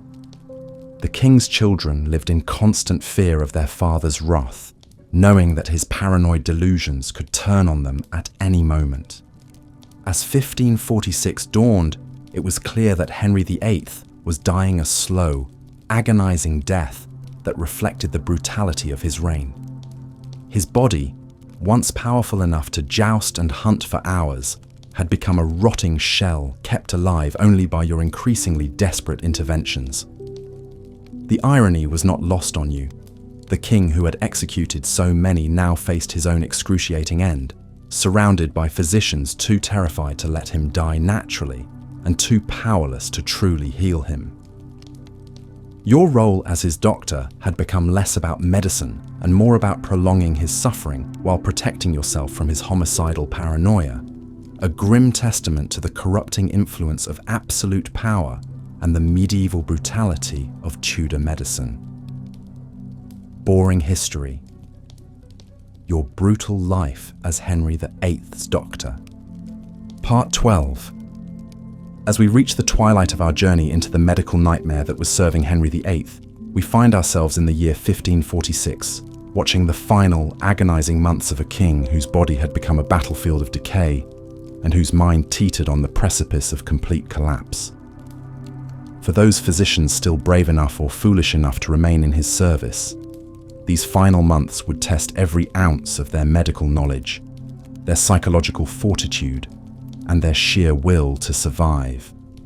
By November of 1546, Henry's physical condition had deteriorated beyond anything his doctors had previously witnessed. The leg ulcers that had plagued him for over a decade now covered both limbs from ankle to thigh, weeping constantly with a putrid discharge that no amount of cleaning could control. The stench emanating from these wounds was so overwhelming that courtiers would hold perfumed handkerchiefs to their noses when forced to attend the king, and even his most loyal servants would gag when changing his bandages. Dr. William Butts, now in his 70s, and visibly aged by the stress of serving this impossible monarch, would later write in his private journals about the horror of these final examinations. The king's legs, he noted, had become so swollen and discolored that they resembled tree trunks more than human limbs. The flesh around the wounds had turned a sickly greenish black, and in some places, the infection had eaten so deeply that bone was visible through the rotting tissue. But it wasn't just the physical decay that terrified Henry's remaining physicians. The king's mental state had become increasingly erratic and dangerous. The mercury treatments that had been administered for his suspected syphilis over the years had slowly poisoned his brain, leading to episodes of paranoid rage that could erupt without warning. One moment, he might be discussing military strategy with apparent clarity, and the next, he would be screaming accusations of treason at anyone within reach. Dr. Thomas Vicary, the royal surgeon, bore the brunt of Henry's psychological deterioration. During one particularly harrowing session in December 1546, as Vicary attempted to clean and dress the king's wounds, Henry suddenly grabbed the surgeon's wrist with surprising strength and accused him of trying to poison him through his bandages. For a terrifying moment, Vicary was certain he was about to join the long list of royal physicians who had met their end at the executioner's block. The medical treatments being administered during these final months read like a catalogue of medieval torture. In their desperation to find something, anything, that might provide relief, Henry's doctors resorted to increasingly extreme measures. They continued the bloodletting, now taking enormous quantities of blood from a man who could barely afford to lose any. They applied red-hot, cauterizing irons to his wounds, believing that burning away the infected flesh might somehow promote healing. The king's screams during these procedures could be heard throughout the palace corridors. Perhaps most disturbing of all were the attempts at trepanation that some physicians advocated. Believing that the king's increasing madness was caused by an excess of corrupt humours in his brain, they proposed drilling holes in his skull to release the pressure. Fortunately for Henry, Even his most desperate doctors recognized that this procedure would almost certainly kill him immediately, though some argued privately that a quick death might be more merciful than the slow agony he was enduring. The exotic remedies reached new heights of absurdity during these final months. Unicorn horn powder, now costing more than its weight in gold, was mixed into every meal and drink the king consumed. Powdered pearls were dissolved in wine and administered hourly. 𝐵𝐲 stones, supposedly magical concretions found in the stomachs of certain animals, were ground up and applied directly to his wounds. None of these treatments had any effect beyond lightening the royal treasury. The physicians also attempted what they called sympathetic magic, based on the medieval belief that like cured like. Since Henry's condition was thought to be caused by an excess of heat and corruption in his body, they surrounded his bed with cooling stones and had servants fan him constantly with peacock feathers. They fed him foods that were considered cold in nature, such as lettuce and cucumber, while forbidding anything deemed hot, including most meats and spices. Dr. Butts, perhaps the most rational of Henry's remaining physicians, began to suspect that many of their treatments were actually making the king's condition worse. In his private notes, he observed that the mercury treatments seemed to coincide with Henry's most violent outbursts, and that the constant bloodletting was leaving the king so weak that his body couldn't fight off the infections ravaging his system.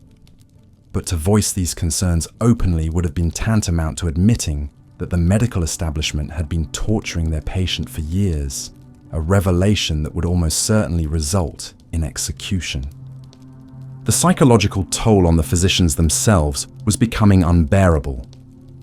Dr. George Owen, one of the newer additions to the royal medical team, suffered what we would now recognize as a complete nervous breakdown in January 1547. He was found by servants babbling incoherently about demons and curses and had to be quietly removed from the palace. The official story was that he had taken ill with fever, but those close to the situation knew that the horror of attending the dying king had driven him mad. The remaining doctors lived in a state of constant terror, knowing that Henry's paranoia could turn on them at any moment. They took to traveling in groups, never being alone with the king if they could help it. They tasted each other's medicines before administering them, not out of concern for the king's safety, but to ensure that none of them could later be accused of poisoning the monarch. Sleep became nearly impossible as they waited each night for the sound of guards coming to arrest them on charges of treason or witchcraft. Henry's diet during these final months was a grotesque parody of royal excess. Unable to digest most solid foods due to his various ailments, he subsisted primarily on broths and gruels, but these were prepared with the finest ingredients available. Broths made from swan and peacock, thickened with ground pearls and gold leaf, were spooned into his mouth by trembling servants. Wine mixed with unicorn horn and powdered gemstones was his primary beverage. The cost of feeding the dying king exceeded the annual income of most noble families. The king's bedchamber had become a medieval intensive care unit, filled with the tools and apparatus of Tudor medicine. Brass syringes for administering enemas lined the walls. Cauterizing irons heated constantly in a brazier, ready for the next attempt to burn away infection. Bowls for bloodletting were stacked like dinner plates. The air was thick with the smoke of burning herbs and incense, intended to ward off evil humours but serving mainly to mask the overwhelming stench of decay.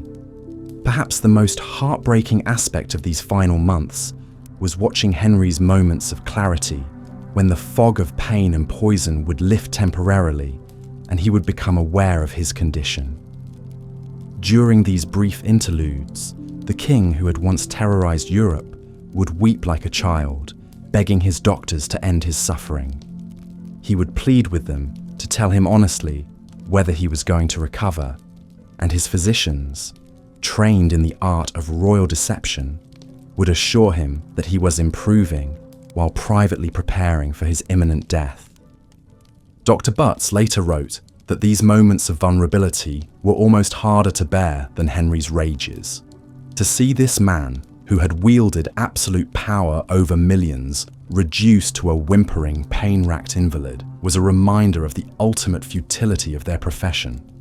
All their learning, all their expensive treatments, all their elaborate theories about humours and celestial influences meant nothing in the face of the inexorable advance of death. The financial cost of Henry's medical care during these final months was staggering. The royal accounts show expenditures that would be equivalent to millions of pounds in today's currency, all spent on treatments that were not only useless, but actively harmful. Rare medicines were imported from as far away as China and India. Precious metals and gemstones were ground up and consumed. The most expensive physicians in Europe were summoned to consult, though most found excuses to avoid actually treating the king once they learned of his condition. As Henry's condition worsened, rumours began to circulate throughout the palace and beyond. Some whispered that the king was being kept alive by dark magic, that his physicians had made a pact with the devil to prolong his suffering. Others claimed that he had been cursed by the ghosts of his executed wives, doomed to endure in agony as punishment for his cruelty. The more practically minded suspected that his doctors were deliberately prolonging his life to maintain their own positions, fearing that his death would bring about their own downfall. The reality was far simpler and more tragic. Henry's physicians were trapped in a system that demanded they provide impossible cures while threatening them with death if they failed. They continued their futile treatments not out of hope for success, but out of sheer terror of the consequences of stopping. They had become prisoners of their own medical theories, unable to admit that everything they had learned was wrong, that their patient was beyond help, and that their continued interventions were causing more harm than good. Dr. Thomas Wendy, who had joined the Royal Medical Team only a few months before Henry's final decline, would later describe the experience as like being trapped in a nightmare from which there was no waking. Every day brought new horrors, new evidence of their failure, new reasons to fear for their own lives. They had become accomplices in the slow torture of a dying man, and the weight of that knowledge was crushing their spirits as surely as disease was destroying their patient's body. The king's sleep, when it came at all, was fitful and filled with nightmares. He would cry out in the night, sometimes calling for his long-dead mother, sometimes screaming accusations at invisible enemies.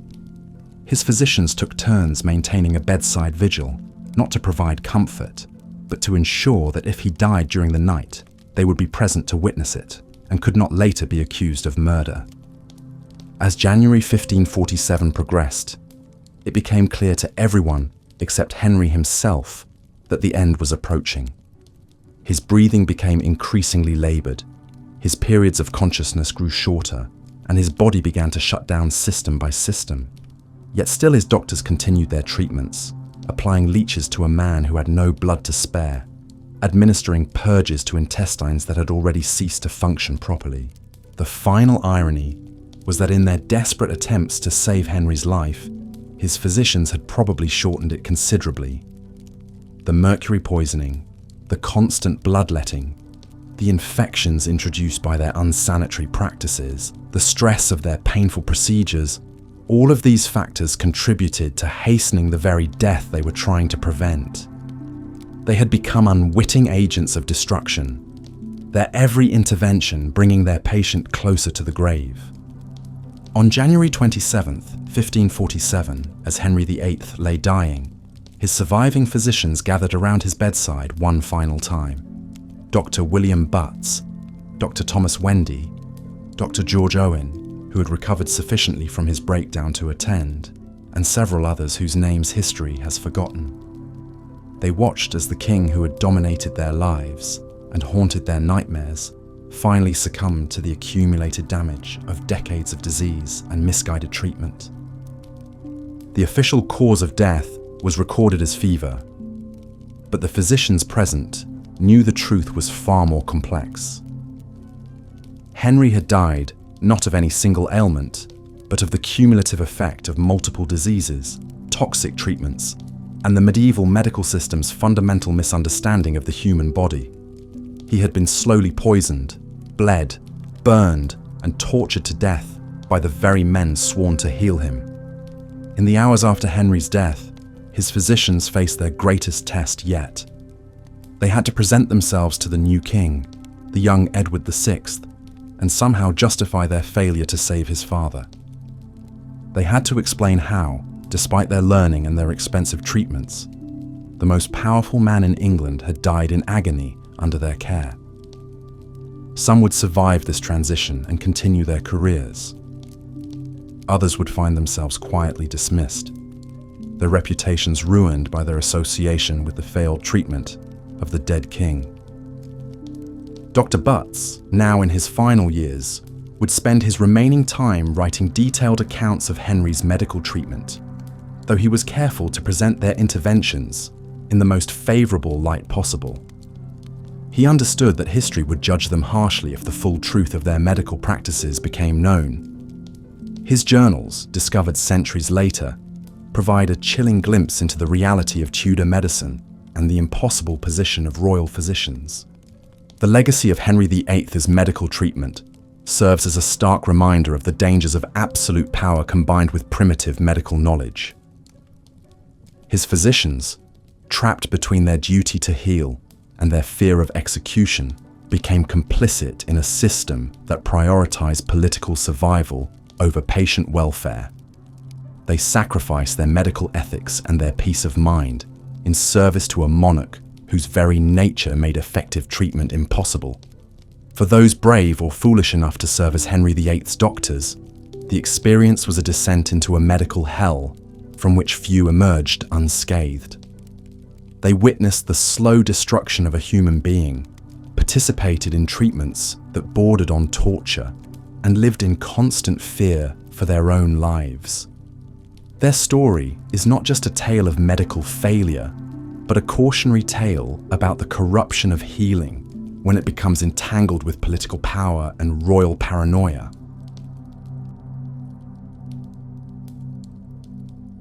And now, the story ends. Thank you for joining me tonight on the Sleepy History Channel. We've traversed the harrowing reality of serving as a physician to King Henry VIII, a life shaped by fear, fragile medicine, and the crushing weight of absolute power. Until our next journey together, rest well, dream sweetly, and remember, when healing is ruled by power and fear, even those sworn to save lives can lose themselves in the shadows. Good night.